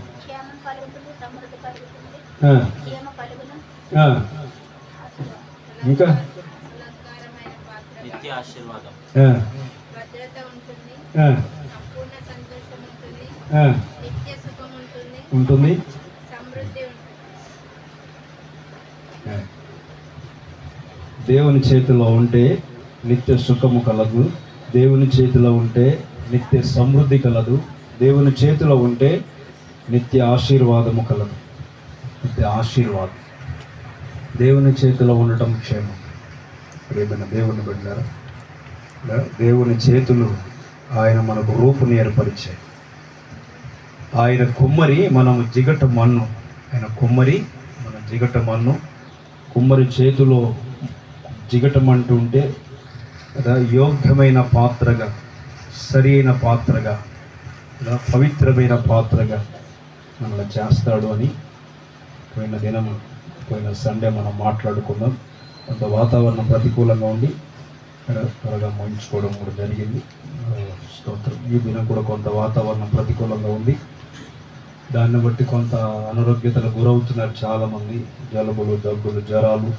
కొన్ని ప్రాంతాలు నీట మునిగి, విజయవాడ, ఖమ్మం అనేక ప్రాంతాల ప్రజలు చాలామంది ఆస్తులు, వాళ్ళ నివాసాలు, పిల్లలు, కుటుంబాలను కోల్పోయి చాలా దుఃఖంలో, వేదనలో ఉన్న సందర్భాలు మనం చూస్తున్నాం. మన సంఘంలో కూడా చాలామంది బిడ్డలు జ్వరాలకు, చాలా రకాల సమస్యలకు గురయ్యారు. దేవుడు మాత్రం కాపాడాడు. సురేంద్రన్ వచ్చాడా? సురేంద్రన్ రాలేదా? ఎట్లా హాస్పిటల్లో అడ్మిట్ అయ్యి ఉండే, దేవుడి కృపను బట్టి ప్రార్థన చేసినప్పుడు దేవుడు స్వస్థపరిచాడు. డిశ్చార్జ్ అయ్యాడు కదమ్మా? డిశ్చార్జ్ అయ్యాడు. దేవునికి స్తోత్రం కలుగునుగా. దేవుడు ఎన్నో మేలులు అద్భుతాలు చేస్తున్నాడు. దాన్ని బట్టి దేవునికి స్తోత్రం. పొద్దున చెప్పుకుందామా ముగించుకుందామా? వాక్యం చెప్పుకుందామా ముగించుకుందామా? మరి చెప్పలేదు కదా, మీరు మాట్లాడతలేదు. నేను మాటలు రాను లేక నాతోనే మాట్లాడడం లేక చేస్తున్నాను. నేను నా మీద మన పాపం ఉందేంటి? పాపమా? మాట్లాడాలి దేవుని సన్నిధిలో. దేవుని మాటలు మాట్లాడుకోవాలా, దేవుని సంభాషణ చేయాలి, ప్రార్థన చేయాలి, దేవుని స్తుతించాలి, దేవుని గురించిన సంగతులు ఆలోచన చేయాలి. ప్రేమల దేవుని బిడ్డలారా, ఇది మనం ఒక విషయాన్ని జ్ఞాపకం చేస్తాను. ఈ వారంలో టీచర్స్ డే వచ్చింది. ఈ వారంలో ఎప్పుడు ప్రవీణ్ ఎప్పుడు టీచర్స్ డే? గట్టి చెప్పు. సెప్టెంబర్ 5 ఉపాధ్యాయుల దినోత్సవం, గురువుల దినోత్సవం. ప్రేమైన దేవుని బిడ్డలారా, గురువు లేదా ఉపదేశకుడు, టీచర్. గురువు లేని విద్య గుడ్డిది అంటారు. ప్రతిదానికి ట్రైనర్ అవసరం, ప్రతిదానికి నేర్పించేవాడు కావాలి, బోధించేవాడు కావాలి, బుద్ధి చెప్పేవాడు కావాలి, నేర్పించేవాడు కావాలి. కనుక టీచింగ్ అనేది చాలా ప్రాముఖ్యమైనది. దేవుని బిడ్డలారా, కనుక మనకెవరు టీచర్ అంటే దేవుని సేవకుడే టీచర్. ఎవరు టీచర్ అంటే పరిశుద్ధాత్మ దేవుడే మనకు టీచర్. మనకెవరు టీచర్ అంటే దేవుడే మన టీచర్. ఆమె హల్లెలూయా. కనుక దేవుడు సేవకుని దేవుని టీచర్గా ఉంచాడు. దేవుని పరిశుద్ధాత్మ దేవుడు మనకు టీచింగ్ చేస్తాడు, బోధిస్తాడు, సర్వసత్యంలోనికి నడిపిస్తాడు, మంచిది చెడేది మనకు బుద్ధి చెప్తాడు, ఆదరిస్తాడు, ధైర్యపరుస్తాడు, ప్రోత్సహిస్తాడు. ప్రేమల దేవుని బిడ్డలారా, కనుక దేవుని వాక్యములో మనం చూస్తున్నాం. ఆ తర్వాత ఆ దినమున చాలామంది ఉత్తమ గురువులను గౌరవిస్తూ, చాలామంది హానర్ చేస్తూ, ప్రాముఖ్యంగా సర్వేపల్లి రాధాకృష్ణను గుర్తు చేసుకుంటారు ఉపాధ్యాయులలో, అవునా? కానీ ఆయన్ని అడిగారట, నీ గురువు ఉత్తమ గురువు ఎవరో చెప్పని అడిగితే నిజమైన గురువు యేసుప్రభు ఒక్కడే అని చెప్పాడు. ఆమె హల్లెలూయా. ఎందుకంటే ప్రతి ఒక్కరు లర్నర్స్మే, నేర్చుకోవలసిన వారు. యేసుప్రభు ఎవరి దగ్గర నేర్చుకున్నాడా? నేర్చుకున్నామా? స్కూల్కి వెళ్ళాడా? ఆయనకు టీచింగ్ చేసిన వాళ్ళు ఎవరైనా ఉన్నారా? బోధించిన. కానీ ఆయన బోధకుడుగా పిలువబడ్డాడు, ఆయన ఉపదేశకుడుగా పిలువబడ్డాడు. ఆయనలాగా ఎవరు మాట్లాడలేదు. ఆయన బోధ విన్న వారందరూ ఆశ్చర్యానికి గురయ్యారు. ఆయన ఉపదేశం విన్నవారు జ్ఞానవంతులయ్యారు. ఆయన ఉపదేశం విన్నవారు రక్షించబడ్డారు. ఇప్పుడు దేవుని బిడ్డలారా, ఆయన ఎక్కడ చదువుకోలేదు. అందుకే రానోవారు పంపించిన వారిని, ఆ రానోవారు అడిగారు, మేము ఎందుకు యేసుప్రభువును పట్టకరాలేదంటే ఆయన చదువుకోవడానికి అతనికి ఎంతో పాండిత్యం ఎక్కడు. ఆయన చదువుకోలేదట, ఆయన పాండిత్యం కలిగిన వాడు. అందుకే సువార్తలు రాస్తాడు, మిమ్మల్ని ఎవరు గురువులను పిలవద్దు, మీ గురువు పరమ తండ్రి. మన గురువు ఎవరు? మన పూజకు మన అర్హుడైన వాడు, మన ఉపదేశకుడు దేవుడు ఒక్కడే. అందరూ లర్నర్స్నే. అయితే మనకు కొన్ని బాధ్యతలు ఇచ్చాడు కనుక మనం వాటిని నెరవేర్తించాలి. బాధ్యతలో నెరవేర్తించినప్పుడు దేవుడు కొన్ని ఆధిక్యతలు దేవుడు మనకిస్తాడు. అందుకే గురువు అనేది చాలా ప్రాముఖ్యంగా పరిగణలోనికి తీసుకొస్తాడు. అందుకే లోకంలో లోకోక్తి వాడతారు కదా, తల్లి, తండ్రి, గురువు, దైవం అంట. తల్లిదండ్రుల ముందు, తర్వాత గురువు, తర్వాత దైవం. ఎక్కడ పెట్టారు దైవాన్ని? లాస్ట్లో పెట్టారు. ఎందుకంటే తల్లిదండ్రులు పుట్టగానే తల్లిదండ్రులు ఉంటారు, తర్వాత స్కూల్కి పంపిస్తారు, అక్కడ గురువు, ఆఖరికి రోగం వస్తేనో జ్వరం వస్తేనో దేవుడు. అంతేనా? అంతేనామా? సృష్టికి మూలం దేవుడు కదా. ఆయనే మనల్ని పుట్టించినవాడు, ఆయనే ఆది సంభూతుడైన దేవుడు. ప్రేమైన దేవుని బిడ్డలారా, కనుక ఆయననే గురువుగా కలిగి, అందుకే సంఘము క్షేమాభివృద్ధి నందుటకు ఎఫెసీ రాసిన పత్రికలో సంఘము క్షేమాభివృద్ధి నందుటకు కొందరిని సువార్తికులను, కొందరిని అపోస్తులను, కొందరిని ప్రవక్తలను, కొందరిని కాపరులను, ఉపదేశకులను, కదా సువార్థికులను సంఘము క్షేమము కొరకు దేవుడిచ్చారు. సంఘ క్షేమం కొరకు దేవుడిచ్చారు. అందరు ఉపదేశకులు కాదు, అందరూ బోధకులు కాదు, అందరూ కదా సువార్థికులు కాదు, అందరూ అపోస్తులు కాదు కదా. వారి వారి కేటగిరీస్ దేవుడు వారికి ఇచ్చాడు. ఎందుకు అంటే సంఘము గ్రోత్ కావడానికి. సంఘం అంటే మనమే. సంఘం అంటే ఎవరు? నీవు నేనే. క్రీస్తు రక్తం చేత కడగబడిన వారు. ఆధ్యాత్మికతలో, సత్య విషయంలో, దేవుని విషయంలో కదా గురువులు ఎందుకుంటారంటే పిల్లలు కదా ఉన్నత స్థానానికి వెళ్ళడానికి కదా, ఉన్నత విద్యను అభ్యసించడానికి, ఉన్నత జ్ఞానాన్ని పొందడానికి గురువులను అపాయింట్మెంట్ చేస్తారు. అవునా? వాళ్ళు టీచింగ్ చేసి, వాళ్ళు బోధన చేసి కదా అనేక సబ్జెక్టులు బోధించి పిల్లల్ని ఉన్నత స్థితిలోనికి తీసుకొని పోతారు, ప్రయోజకులను చేస్తారు కదా, ఉత్తీర్ణులు అవడానికి ప్రోత్సహిస్తారు, విజయం సాధించడానికి ప్రోత్సహిస్తారు. దేవుని బిడ్డలారా, ఈనాడు సంఘము క్షేమాభివృద్ధి నొందుటకు కాపరులను, సేవకులను కదా, ఉపదేశకులను, అపోస్తులను, ప్రవక్తలను దేవుడిచ్చాడు, సువార్తికులను ఇచ్చాడు. దేవుని బిడ్డలారా, అయితే ఇదంతా ఎందుకంటే అభివృద్ధి చెందడానికి కదా, దేవునిలో నిలిచి ఉండడానికి, సత్యాన్ని ఎరగడానికి, సత్యములో బ్రతకడానికి ప్రియమైన దేవుని బిడ్డలు. అందుకు సంఘ క్షేమాభివృద్ధి కొరకు దేవుడు సేవకులందరినీ ఇచ్చెను అనే మాట మనం చూస్తాం కదా. దేవుని బిడ్డలు కనుక అపోస్తుల బోధనేమి, తర్వాత సువార్థికులైతేనేమి కదా, అదేవిధంగా ఉపదేశకులైతేనేమి, వాక్యం చెప్తున్న సామెతల గ్రంథంలో ఉపదేశం వలన జ్ఞానం కలుగుతుంది, ఉపదేశం వలన మరణం తప్పించబడుతుంది, ఉపదేశం వలన నీతి కలుగుతుంది, ఉపదేశం వలన దేవుని బిడ్డలారా మనము దుష్టుని తప్పించుకుంటాం, సాతానుని తప్పించుకుంటాం. కనుక ఉపదేశం, అందుకే నీ తలకు కదా బాసికం వల్ల కట్టుకోమంటాడు. నా కుమారుడు ఆ ఉపదేశాన్ని మరొక దేవుని బిడ్డలారా టీచర్స్ అవసరం. ఉపదేశించే వాళ్ళు కావాలి, బుద్ధి చెప్పే వాళ్ళు కావాలి, జ్ఞానం చెప్పే వాళ్ళు కావాలి, గద్దించే వాళ్ళు కావాలి, హెచ్చరించే వాళ్ళు కావాలి. దేవుని బిడ్డలారా, అప్పుడే సంఘము క్షేమాభివృద్ధి నొందుతుంది అని దేవుని వాక్యం సెలవిస్తున్న మాట. నేను ఒక 3 మాటలు ఈ ఉదయకాల సమయంలో జ్ఞాపకం చేసి నేను ముగిస్తాను. మంచిదే ఉపదేశకులను ఇచ్చాడు, మంచిదే సువార్థికులను ఇచ్చాడు, కాపర్ని ఇచ్చాడు కదా, సంఘము క్షేమాభివృద్ధి నందడానికి కదా, మనం ఆధ్యాత్మికతలో పరిపక్వత చెందడానికి, ప్రభువులో ఇంకా నిలిచి ఉండడానికి, సత్యము నెరిగి లోకములో బ్రతకడానికి, సంఘము గ్రోత్ కావడానికి దేవుడి వీళ్ళందరినీ ఇచ్చాడు ఉపదేశకులు. ఉపదేశమును పొంది మనము ఉన్నత స్థితిలోనికి లేదా హెచ్చించబడాలి, గొప్పవారం కావాలి, దీవించబడాలి. ఎవరి వలన? దేవుని వలన. దేవుని చేత దీవించబడాలి, దేవుని చేత హెచ్చించబడాలి. అయితే ఈ ఉదయకాల సమయంలో 3 మాటలు జ్ఞాపకం చేస్తాను. ఎంతమందికి నేను హెచ్చించబడాలి అని ఉంది? నా ప్రశ్న అర్థం చేసుకోండి. ఎంతమంది నేను హెచ్చించబడాలి? ఎంతమంది హెచ్చించబడాలి లేదా ఘనపరచబడాలి లేదా ఉన్నత స్థితిలో ఉండాలి? ఎంతమందికి ఉంది? అక్కడున్న వాళ్ళు అక్కడే ఉండాలన్నదా? లేదు కదా. గ్రోత్ కావాలి కదా. 115వ కీర్తనలో మిమ్మును మీ పిల్లల్ని ఆయన వృద్ధిపరుస్తాడు. యెహోవా యందు భయభక్తులు గలవారిని ఏం చేస్తాడు? వృద్ధి పొందింపజేస్తాడు.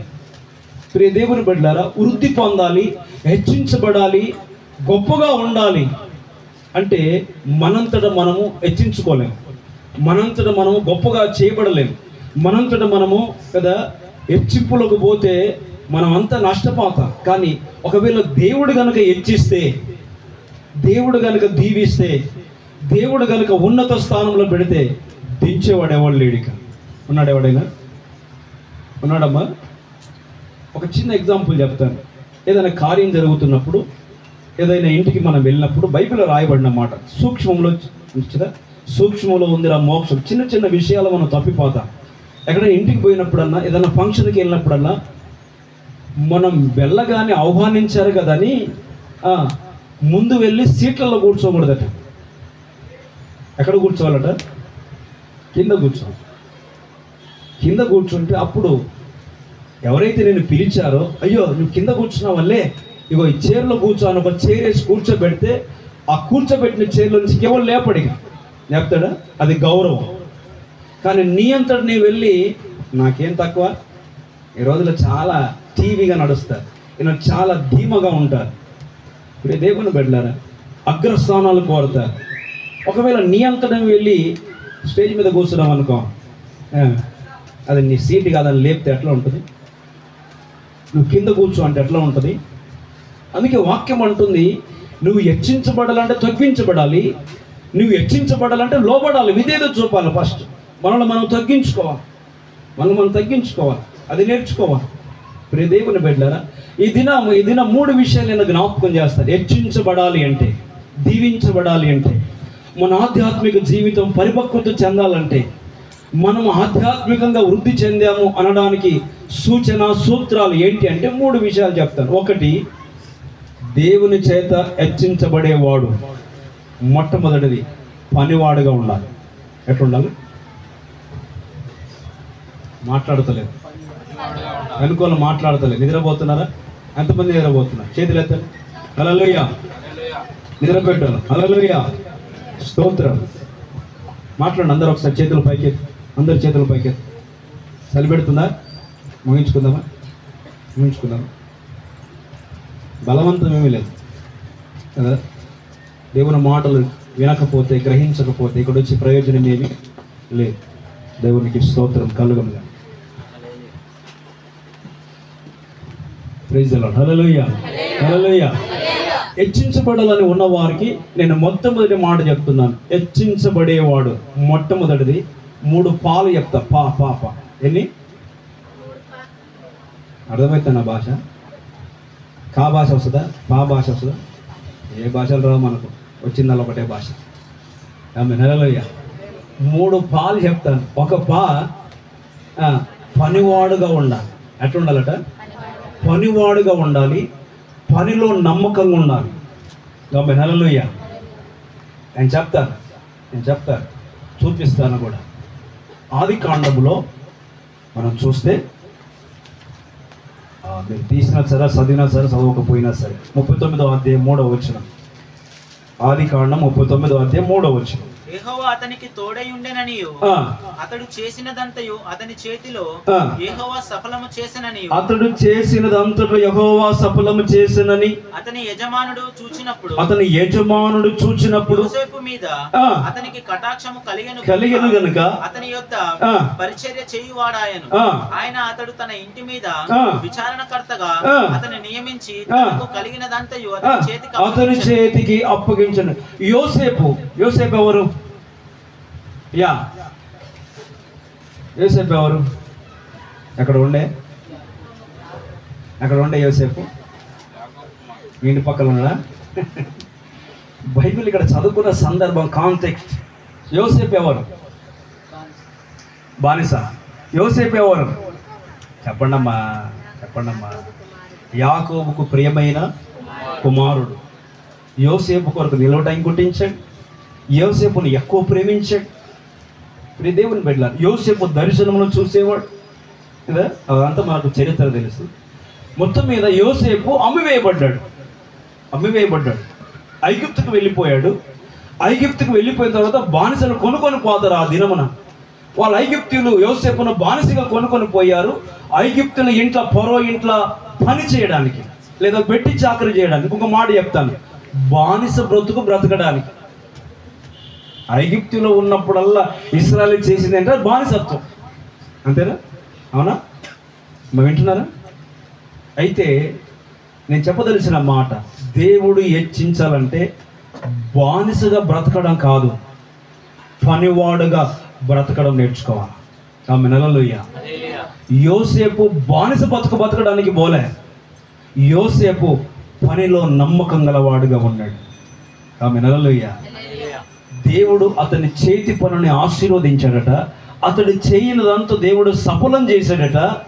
అయితే ఫరో దృష్టికి అతడు హెచ్చించబడిన వాడైపోయాడు. ఇంకో మాట చెప్తున్నా, అక్కడ ఫరో ఇంటి మీద ఉన్న అధికారం అంతా కూడా ఎవరికి అప్పగించబడింది? బానిసకు అప్పగిస్తారు. ఎవరైనా అప్పగిస్తారా? బానిసకు అప్పగిస్తారా? అతడు చేయనదంతా దేవుడు సఫలపరిచాడు. యోసేపు ఒక పనివాడుగా ఉన్నాడు, కానీ దేవుడు అతన్ని హెచ్చించిన విధం చూస్తే ఫరో తర్వాత ఫరో బానిస బ్రతుకు అలవాటు పడలే, పాపం చేయడానికి అవకాశం వచ్చింది. తన ఫరో భార్యని తన వెంటబడింది కదా, భాగంలో మనం చూస్తే అవకాశం ఉంది పాపం చేయడానికి కదా. చాలా యవన ప్రాయంలో ఉన్నాడు కదా, చెడు ఆలోచనలు వచ్చే ప్రాయంలో ఉన్నాడు, చెడు ఉద్దేశాలు కలిగే ప్రాయంలో ఉన్నాడు. లేకపోతే ఒక పరాయి దేశంలో ఒక పరాయి చేతిలో కింద ఫరో కింద బానిసగా ఉన్నాడు. ఎవడు పట్టించుకునేవాడు లేడు, ఎవడు అతని గురించి విచారణ చేసేవాడు లేడు. అయినప్పటికీ కూడా ప్రియ దేవుని బిడ్డలారా, బానిస బ్రతుకుకు అలవాటు పడిన వాడు కాదు, పనిలో నమ్మకం. నమ్మకం మాట చెప్తాను. అదే అధ్యాయం 41వ అధ్యాయం 42వ వచనం. ఆదికాండం 41వ అధ్యాయం 42వ వచనం. మరియు ఫరో తన చేతినున్న తన ఉంగరమును తీసి యోసేపు చేతిని పెట్టి సన్నపునార బట్టలు అతనికి తొడిగించి అతని మెడకు బంగారు గొలుసును వేసి తన రెండవ రథం మీద ఎక్కించాడు. చాలు. తర్వాత ఇక్కడే 39వ అధ్యాయం 23వ వచనం ఒకసారి చూడండి. అతనికి తోడై ఉండెను గనుక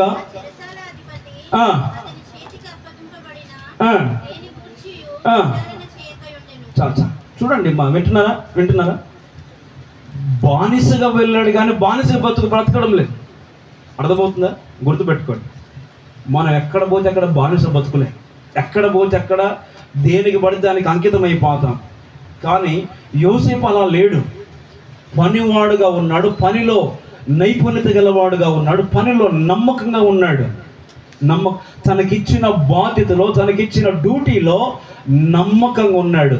అందుకే ఫరో అతన్ని హెచ్చించాడు, దేవుడు అతన్ని హెచ్చించాడు. దేవుడు అతన్ని హెచ్చిస్తే అక్కడ జరిగిన సంఘటన మనం చూస్తాం. ఫరో ఇంటి మీద మొత్తం అధికారం ఎవరికి ఇవ్వబడింది? యోసేపుకి ఇవ్వబడింది. ఆ తర్వాత వెంటనే ఒక శోధన వచ్చింది కదా, తీసుకుపోయి చెరసాలలో వేశారు. చెరసాలలో వేసిన చింతపడలేదట యోసేపు, చింతపడలే. ఆ చెరసాలలో కూడా నమ్మకంగా ఉన్నాడట. ఇంకో మాట చెప్పాలా, ఖైదీల మీద నాయకునిగా పెట్టాడు ఆయన. ఎక్కడ పోయినా పనిలో నమ్మకంగా ఉన్నాడు, పనివాడుగా ఉన్నాడు. ఈ పని చేస్తే నాకు లాభం వస్తుందా, ఈ పని చేస్తే నాకు దీవెన వస్తుందా, ఈ పని చేస్తే నేను దీవించబడతాను అనుకోలే. ఏ పని అయితే అప్పగించబడిందో ఆ పనిలో నమ్మకం ఉన్నాడు. మనం అలా అనుకుంటామా? ఈ పని చేస్తే నాకేంటి లాభం, ఈ పని చేస్తే యజమానికి ఎంత లాభం, నాకెంత నష్టం. ఈరోజు అంచనాలు వేస్తాం. మనకిచ్చిన పనిలో, మనకిచ్చిన డ్యూటీలో, మనకిచ్చిన బాధ్యతలో అసంపూర్తి చేస్తున్నాం. అందుకే దీవించబడతలే. మనం గుర్తుపెట్టుకోండి, మీరు ఎక్కడున్నా సరే, ఉద్యోగంలో ఉన్నా సరే, మీ కుటుంబంలో ఉన్నా సరే, సంఘంలో ఉన్నా సరే, ఎక్కడైనా మీకు ఒక పని అప్పగిస్తే, ఒక బాధ్యతను అప్పగిస్తే దాంట్లో ఎట్లా ఉండాలా? నమ్మకం ఉంటే దేవుడు మిమ్మల్ని హెచ్చిస్తాడు. చూడండి, అక్కడ ఫరో ఇంటి మీద అధికారం ఇవ్వబడింది, తీసుకుపోయి చెరసాలలో వేస్తే చెరసాల మీద అధికారం ఇవ్వబడింది, మళ్ళా విడుదల పొందాడు. అక్కడ మనం చదువుకున్న భాగంలో ఫరో అతనికి సన్నపు నార వస్త్రాలు, చేతికి ఉంగరము, మెడకు హారము, తర్వాత సెకండ్ రథం మీద యోసేపుని ఎక్కించాడు. ఎవరైనా బానిస, ఎవరైనా పనివాడు, ఎవరైనా కొనుక్కున్నారు బానిసత్వం చేసుకోవడానికి, వెట్టి చాకరి పనులు చేసుకోవడానికి. వెట్టి చాకరి పని చేస్తున్నాడమ్మా? చెప్పండి, చేస్తున్నాడా? వాక్యం అంటుంది, నువ్వు నమ్మకంగా ఉంటే ఏ విషయంలోనే. అందుకే బైబిల్ ఒక మాట ఉంటుంది, ఆకాశం ముందు దేవుడు తొంగి చూస్తున్నాడు. ఎవరి కొరకు తెలుసా? నమ్మకమైన వారి కొరకు. ఆమె హల్లెలూయా. నమ్మకమైన వారిని దేవుడు హెచ్చిస్తాడు గొప్పగా, నమ్మకమైన వారిని ఉన్నత శిఖరాలు ఎక్కిస్తాడు. యోసేపును చూసాం కదా. దానియేలును మీరు చూడండి. దానియేలు ఎవరు? బానిస. దానియేలు ఎవరు? యూదులలో నుంచి చెరపట్టబడి వచ్చిన బబులోను సామ్రాజ్యానికి నెబుకద్నెజరు కాలంలో చెరపట్టబడి వచ్చిన వాళ్ళు. దానియేలు, షద్రకు, మేషకు, అబేద్నెగోలు ఎవరు? వీళ్ళు బానిసత్వంలో నుంచి వచ్చిన వాడు. బానిసలుగా ఉన్నారమ్మా? రాజు పెట్టే భోజనం మాకు వద్దా అన్న నిరాకరించి. మేము సేవించే దేవుడు పరిశుద్ధుడు, మా దేవుడు గొప్పవాడు అని నమ్మకంగా ఉన్నారు. ఉద్యోగంలో ఉన్న, డ్యూటీలో ఉన్న, చూడండి మీరు, వాళ్ళు బానిసలే కానీ వారికి ఇచ్చిన పనిలో నమ్మకంగా ఉన్నారు. అందుకే ఎక్కడ నమ్మకంగా పనిలో ఉన్నారో, పని కలిగి ఉన్నారో, పని చేస్తున్నారో వారిని సెకండ్ పొజిషన్లో పెట్టాడు దేవుడు. ఆమె హల్లెలూయా. రాజు తర్వాత ఫరో తర్వాత యోసేపు. ఇక్కడ దానియేలు ప్రధానుల్లో ప్రాముఖ్యుడు. వీళ్ళేమో రాజ దస్తావేదుల మీద పనివారుగా ఉన్నారు. శత్రుఘ్న మేషక్ అబేద్నెగోలు పని దాసుల్లాగా లేరు. ఏదో వెట్టి చాకులు పనులు, బాతులను కడిగేట వాళ్ళలాగా, లేకపోతే రోడ్లు ఊడ్చే వాళ్ళ దగ్గర ఎక్కడో లేరు వాళ్ళు. దేవుని బిడ్డలారా, చెప్పదలసిన మాట అంటే వారికిచ్చిన పనిలో నమ్మకంగా ఉన్నారు. నేను చెప్పదలసిన మాట, నువ్వు పని చేయగలవాడవైతే దేవుడు నేను హెచ్చిస్తాడు కదా. పనివానిగా నమ్మకంగా జీవిస్తే మనం ఎవరమంటే పనివారం అంతేనా? యజమానులమా పనివారమా? మనకు చెప్పాలి.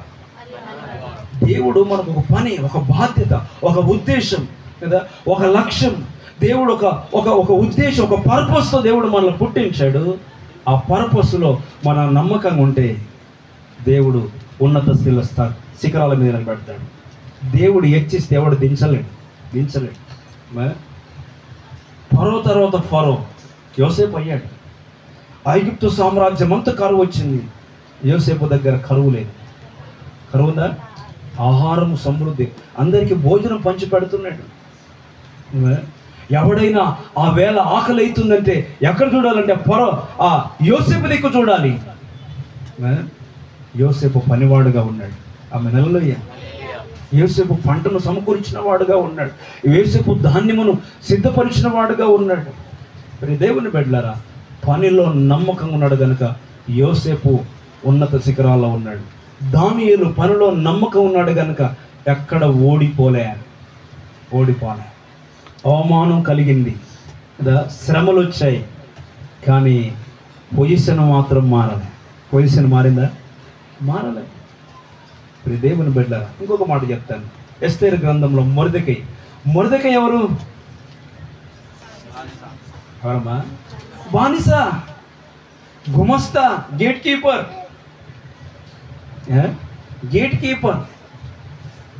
కానీ తనకిచ్చిన పనిలో నమ్మకంగా ఉన్నాడు. ఆమె హల్లెలూయా. నమ్మకమైన వాడు మొర్దెకై, మేలు చేయవాడు మొర్దెకై. ఒకరోజుగా రాజుకు నిద్ర పట్టలేదట. నిద్ర పట్టకపోతే రాజ సమాచార గ్రంథం తీసుకురండి అన్నాడు. తీసుకొచ్చి చూస్తే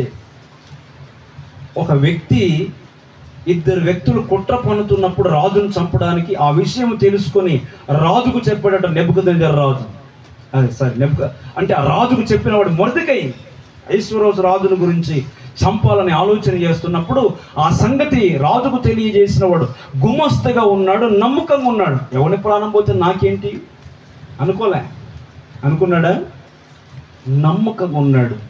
అప్పుడట రాజుకు ఒక ఆలోచన కలిగిందట, ఇతనికి ఏమైనా గౌరవం చేశామా, ఇతనికి ఏమైనా సన్మానం చేశామని చూస్తే అతనికి సన్మానం చేసినట్లు రాయబడలే. అప్పుడు ఎవరికి అప్పచెప్పాడు? హామాను చెప్పాడు. అంటే ఒక వ్యక్తిని ఇలా గణపరచాలి, బంగారు హారం, సన్నపు నార వస్త్రాలు, రాజు ఎక్కే గుర్రం ఎక్కి ఊరేగించాలి. అప్పుడు హామాను అనుకున్నా, నాకంటే మించినోడు ఎవడు అనుకున్నాడు. కానీ నమ్మకమైన వాడు, పనివాడు ఎవరంటే మొర్దెకై. ఆమె హల్లెలూయా.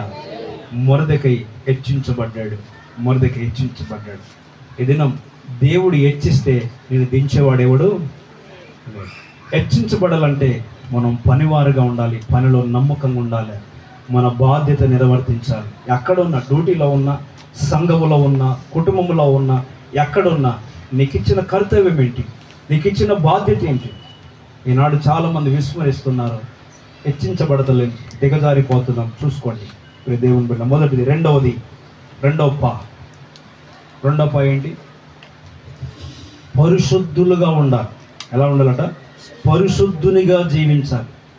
యేసు ప్రభు లోకానికి వచ్చి ప్రాణాన్ని అర్పించేందుకో తెలుసా? పాపులను పరిశుద్ధులుగా చేయడానికి, పవిత్రులుగా చేయడానికి. అందుకే ఉదయకాలం మాట్లాడుకున్నా కదా, ఆయన మనకు పెట్టిన పేరు పరిశుద్ధులు. ఏం పేరు? మీరు పరిశుద్ధులేనా పాపులా? పరిశుద్ధులా పాపులా? మరి బాప్తిసం పొందావా? రక్షించబడ్డావా? పాపక్షమాపణ కలిగిందా? నీతి కలిగిందా? కలగకపోతే నువ్వు పరిశుద్ధుడు కాదు కదా. మరి ఎలా చెప్పుకుంటావు? పరిశుద్ధులని ఎలా చెప్పుకుంటారు? యోసేపును జ్ఞాపకం చేశాను కదా, ఆయన పనిలో నమ్మకం నడగలకి హెచ్చించాడు. రెండవది పరిశుద్ధునిగా జీవించాడు. పాపము తన కంటకుండా చూసుకోవాలా, అపవిత్రత కాకుండా చూసుకోవాలా, మరణం కాకుండా చూసుకోవాలా.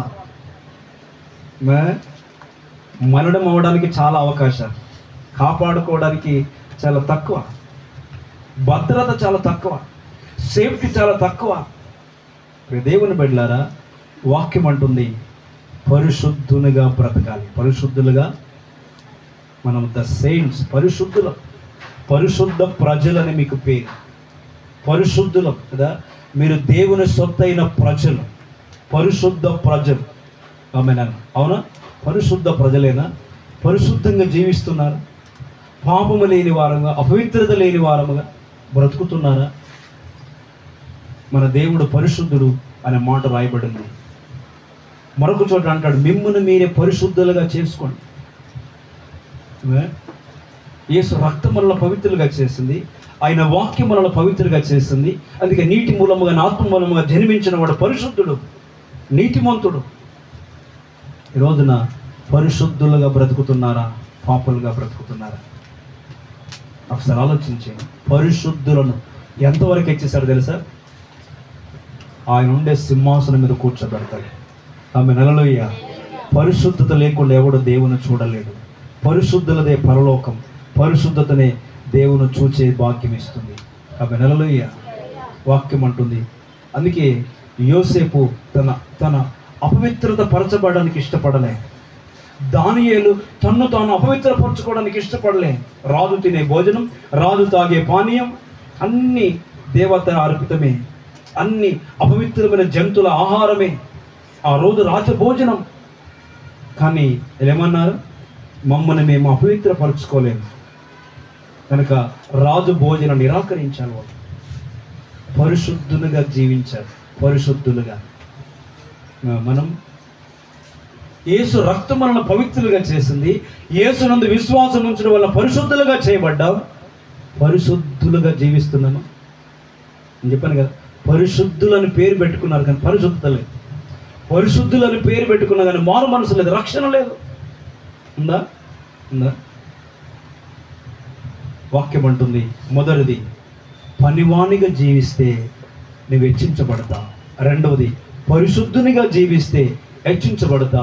మూడవది పరదేశిగా జీవించాలి. ఎట్లా?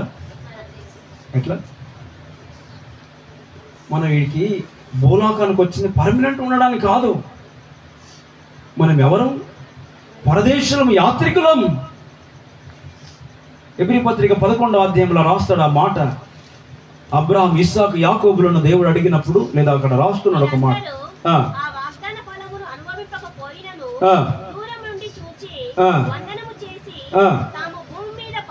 చూడండి, తాము భూమి మీద పరదేశులమును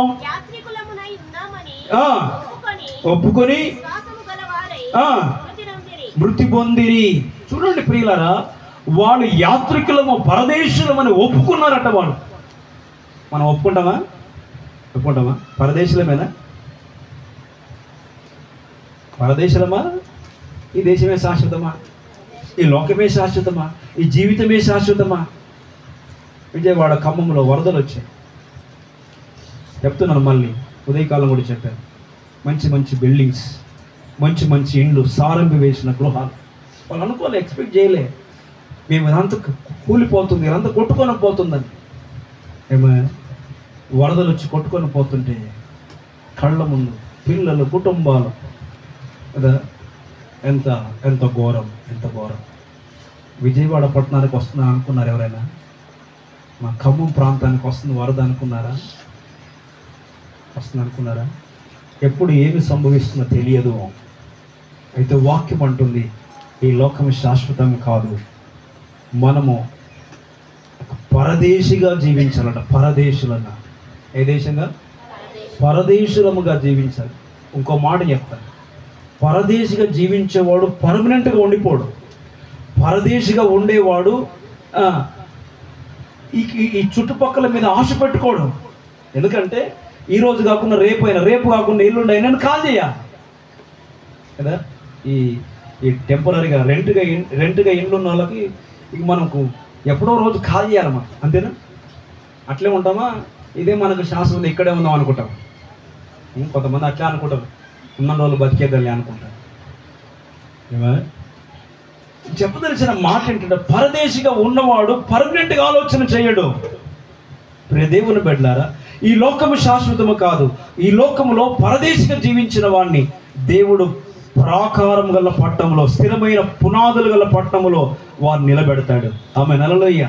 అందుకే అబ్రహాం, ఇస్సాకు, యాకోబులు అంటున్నారు, వాళ్ళు నిరీక్షణ గలవారై, వారు విశ్వాసము గలవారై, వారు ఒప్పుకొని ఈ లోకములో యాత్రికులు, మేము పరదేశులం, మేము వేచి చూస్తుంది ఏంటంటే పరలోకం కొరకు, పునాదులు గల పట్టణం కొరకు. ఆమె హల్లెలూయా. ఒక విషయాన్ని గుర్తు చేస్తాను. ఐగుప్తు నుంచి బయలుదేరారు ఇశ్రాయేలు ప్రజలు, అరణ్యములో వెళుతున్నారు. ఎక్కడైనా పర్మనెంట్ ప్లేస్ కట్టుకున్నారా? పర్మనెంట్ ఇల్లు కట్టుకున్నారా? కట్టుకున్నారమ్మా. వాళ్ళ అంత యాత్ర జీవితం అంతా డేరాలే. డేరాలు తెలుసా? తెలియదా? అప్పుడప్పుడు ఊరు బయట అక్కడక్కడ డేరాలు వేసుకొని ఉంటారు వాళ్ళు. చూడండి ఈ ప్లేసు కొంతకాలం ఉంటారు. ఈ ప్లేస్ సరిగా లేదా మళ్ళీ మూట కట్టేస్తారు, అంతా మంచి ప్లేస్కి వెళ్ళిపోతారు.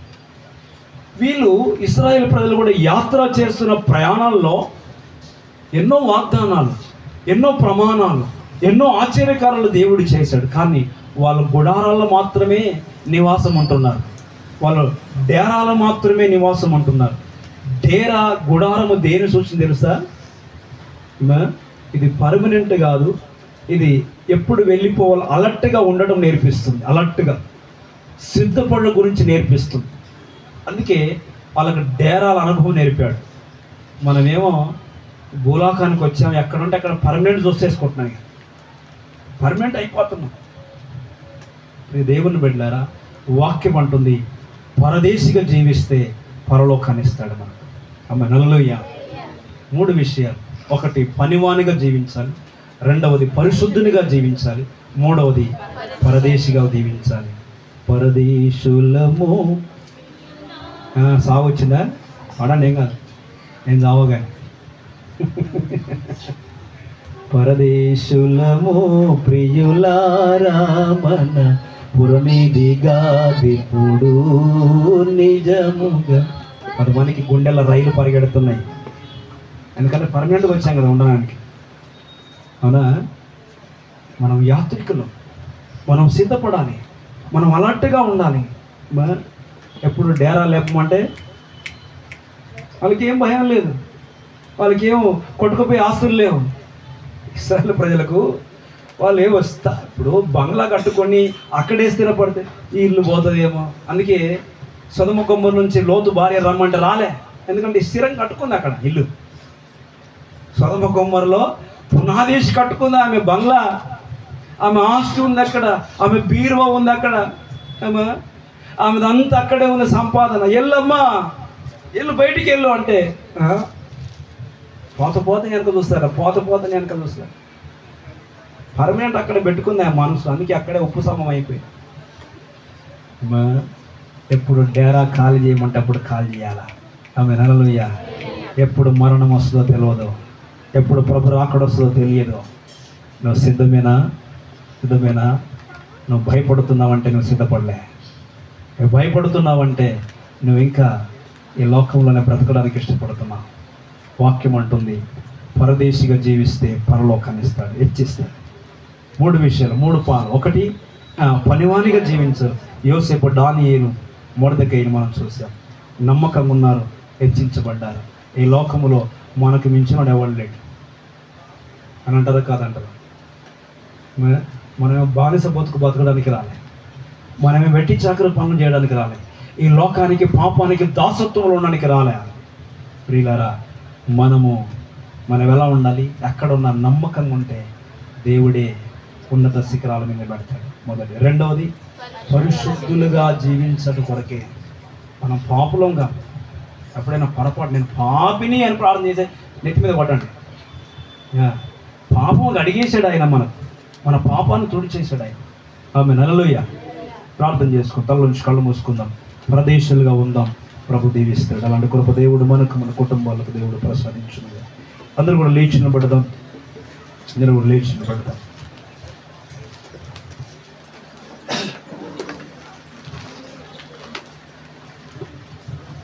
అందరూ కూడా లేచి నిలబడదాం. ప్రార్థన చేసుకుందాం. ఒక్క నిమిషం. బోధకులను, సేవకులను, ఉపదేశకులను, ప్రవక్తలను సంఘ క్షేమాభివృద్ధి కొరకు ఇచ్చాడు. కానీ ఉపదేశం వింటలేము, బోధలు వింటలేము, ప్రవచనాలు వింటలేము, సువార్తను వింటలేము, ఉపదేశం వింటలేము. ఇది దేవుని బిడ్డలారా, వాక్యం అంటుంది మనం హెచ్చించబడాలి. హెచ్చించబడాలంటే పనివానిగా ఉండాలి, హెచ్చించబడాలంటే పరిశుద్ధులుగా ఉండాలి, హెచ్చించబడాలంటే పరదేశులముగా ఉండాలి. పరదేశులం పర్మనెంట్ కాదు, ఉద్యోగం పర్మనెంట్ కాదు, జీవితం పర్మనెంట్ కాదు, నీ ఏది పర్మనెంట్ కాదు. ఈ లోకంలో అన్నీ టెంపరరీ. అందుకే ఈ లోకం కొరకు తిప్పలు పడకండి, దేవుని కొరకు తిప్పలు పడండి. అదే పర్మనెంట్ ప్లేస్. అందుకే అబ్రాహాము, ఇస్సాకు, యాకోబులు అంటున్నారు, పునాదులు గల పట్టణం కొరకు మేము చూస్తున్నాం. అదే మా నిరీక్షణ, అదే మా గోల్. మేము యాత్రికులు మనం ఒప్పుకుంటున్నాం. మనం కూడా ఒప్పుకుందాం. ప్రభు కొరకు కనిపెడదాం, ప్రార్థించేద్దాం. పరిశుద్ధుడా, మహోన్నతుడా, నీకు వందనాలు. ఎంతో నీ సన్నిధి మాకు ఇచ్చినందుకే స్తోత్రాలు. మాతో మాట్లాడిన 10 మాటలను బట్టి నీకు స్తోత్రాలు. మమ్మల్ని కూడా హెచ్చించండి.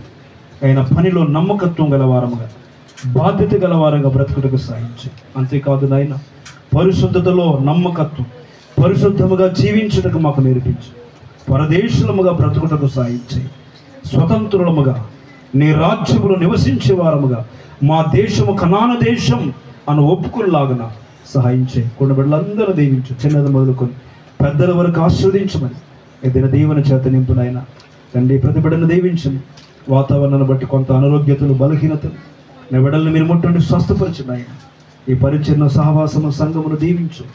ఎంతవరకు నీ సన్నిధి మాకు ఇచ్చినందుకు ఈ కృతజ్ఞతలు చెల్లించి యేసునామమున ప్రార్థన చేస్తున్నాను మా తండ్రి. పరమ తండ్రి దేవుని ప్రేమ, యేసుక్రీస్తు కృప, పరిశుద్ధాత్మ దేవుని సహవాసము, సన్నిధి, కాపుదల, భద్రత కూడా మనందరికీ సకల పరిశుద్ధులకు ప్రభుత్వ పర్యంతరము సదాకాలము దేవుడు తోడై నడిపించును గాక. ఆమేన్. అందరూ చేతులెత్తి పాడుబాడి ముగించుకుందాం. తండ్రి కుమార శుద్ధాత్మకును తగు స్తుతి మహిమలు కలుగుగాక. ఆదిని ఇప్పుడు ఎల్లప్పుడు నైనట్లు యుగములలో ఆమేన్. తండ్రి కుమార శుద్ధాత్మకును తగు స్తుతి మహిమలు కలుగుగాక. ఆమేన్. Praise the lord. మీకు అందరికీ వందనాలు. ఒక 2 నిమిషాలు కూర్చోండి.